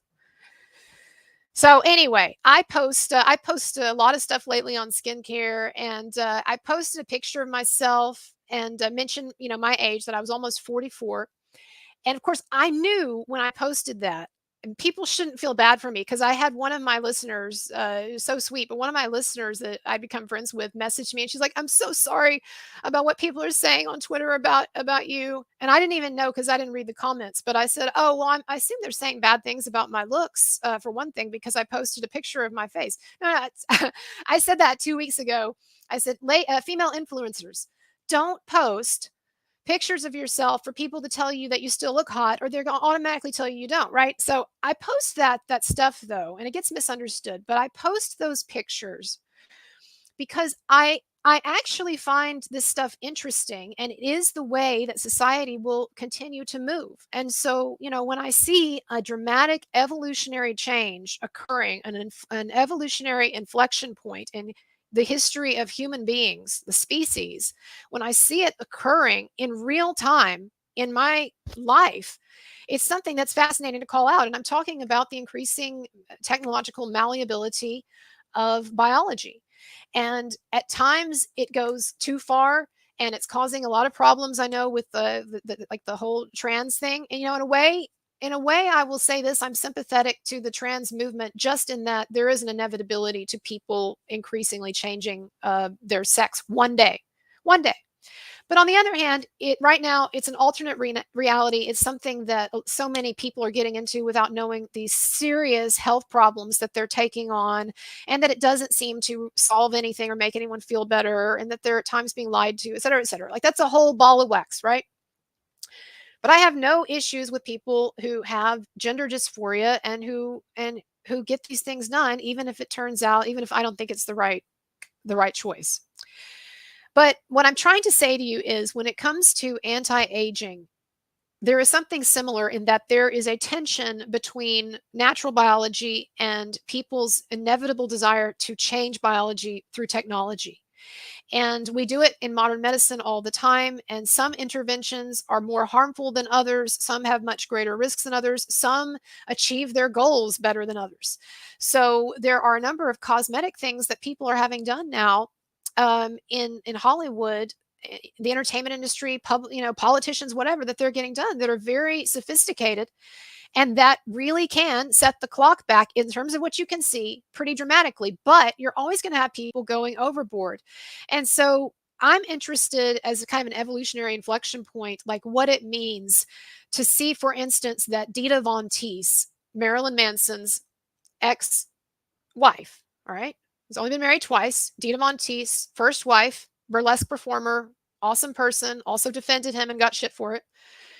She is 50 years old, about to turn 51, and she is a headliner in Vegas. She does burlesque strip teases. So her entire job revolves around, in a very creative way, an empowering way, revolves around her hot body and hot face. And she has just signed several months ago a huge contract, and I think is performing now in Vegas at one of the big hotels or whatever, a huge one woman show. And that woman makes a ton of money and is super successful. And I just want you to understand that 10 years ago, not even, yes, 20, 30, 50, whatever, but even 10 years ago, if a Vegas act had signed a 50-year-old woman as its headliner to do nudity, that people would have laughed and been shocked. They would have.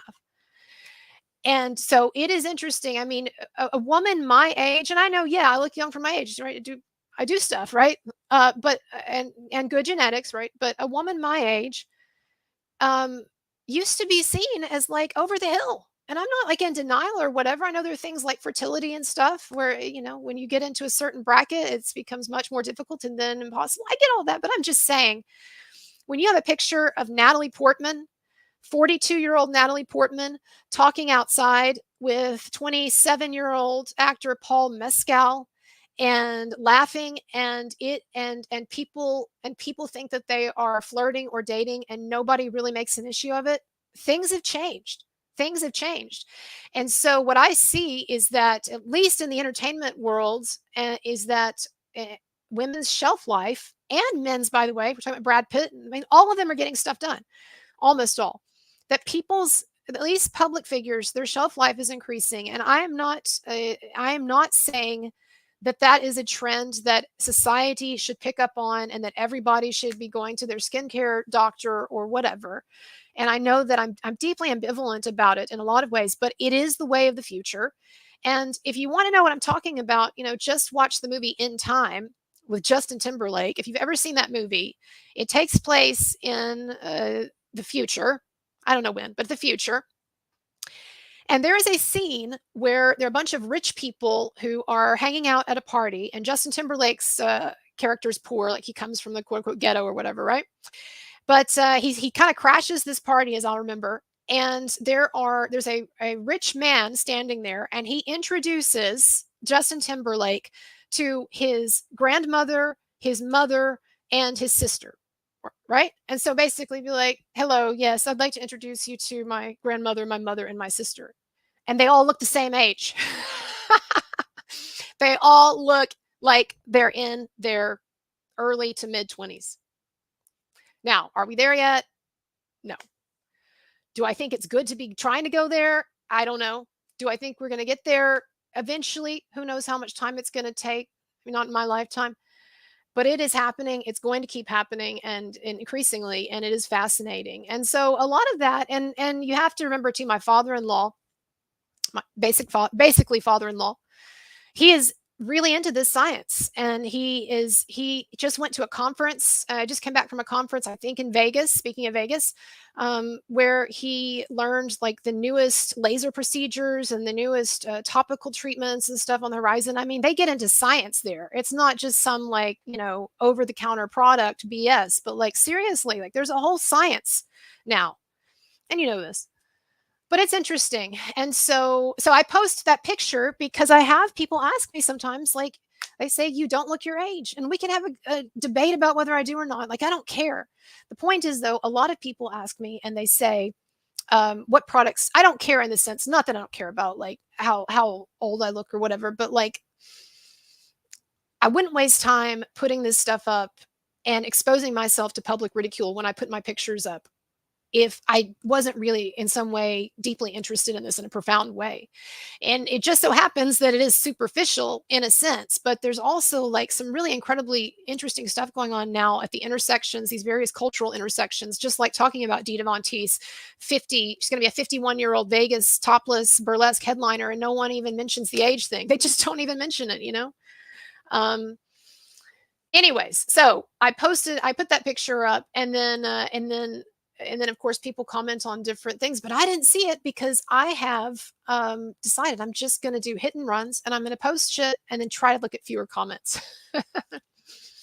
But what you do when you put a picture up like that is you do invite people to dissect your opinion. And so I knew when I put the picture up, I was like, okay, so they're probably going to mention the fact that I do have coffee stained teeth, which I'm totally aware of. It's coffee and weed, honestly, stained teeth. Not proud, not promoting anything, but yeah, I notice it too. But here's the thing. I don't know how you fix your teeth or you brighten your smile, but keep doing those things. So that's the thing. It's not like, yeah, I know I could go to the store and I could get some of the strips or whatever and put them on. But then, like, if I'm still, where's my coffee? I'm still drinking the coffee. So I don't know. But I tell you this, if I can gain another 10,000 YouTube subscribers, then I will whiten my teeth. I make that pledge to you as my audience. That will happen. Dan Campbell, he says Sarah Jessica Parker chose not to do any face work and fully embraces her age. She tells everyone that it's not about courage, and please extend that praise to people who are truly courageous. Yeah, she just seems like a great person, and you have to definitely admire people who have not felt, or they felt pressured, but they haven't gone along with it. And I don't believe anyone should be pressured. I really don't. But what I get at though is people, a lot of the times people will ask me like, what do you do? And what I hate is there's so much misinformation out there, and there's so many people wasting money on products that don't do anything for them. So like here's the thing, like as a woman, I have female relatives, female friends, and so many of them spend actually a lot of money on skincare-ish products. And I just want to say to them, like, actually, all you need if you want to do something is retinoid, human source stem cell cream. And if you really want to do something, then get an occasional laser treatment. And, the easiest thing you can do, start wearing a hat, right? I just want to tell people that because they seem so often to be focused on the wrong things or spending a lot of money on things that don't really have any effect.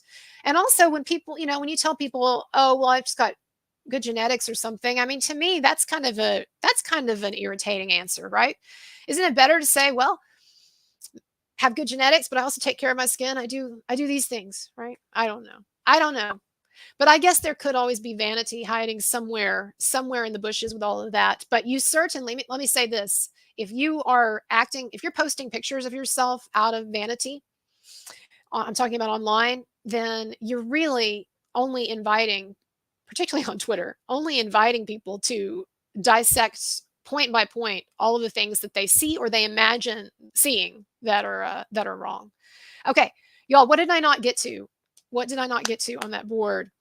I was going to talk about Halsey developing two major autoimmune disorders, but I already talked about breast implants, and so there's no reason to hit that topic again. But Halsey, she wasn't public about it or whatever, but you can see before and after pictures that some time ago she had breast implants.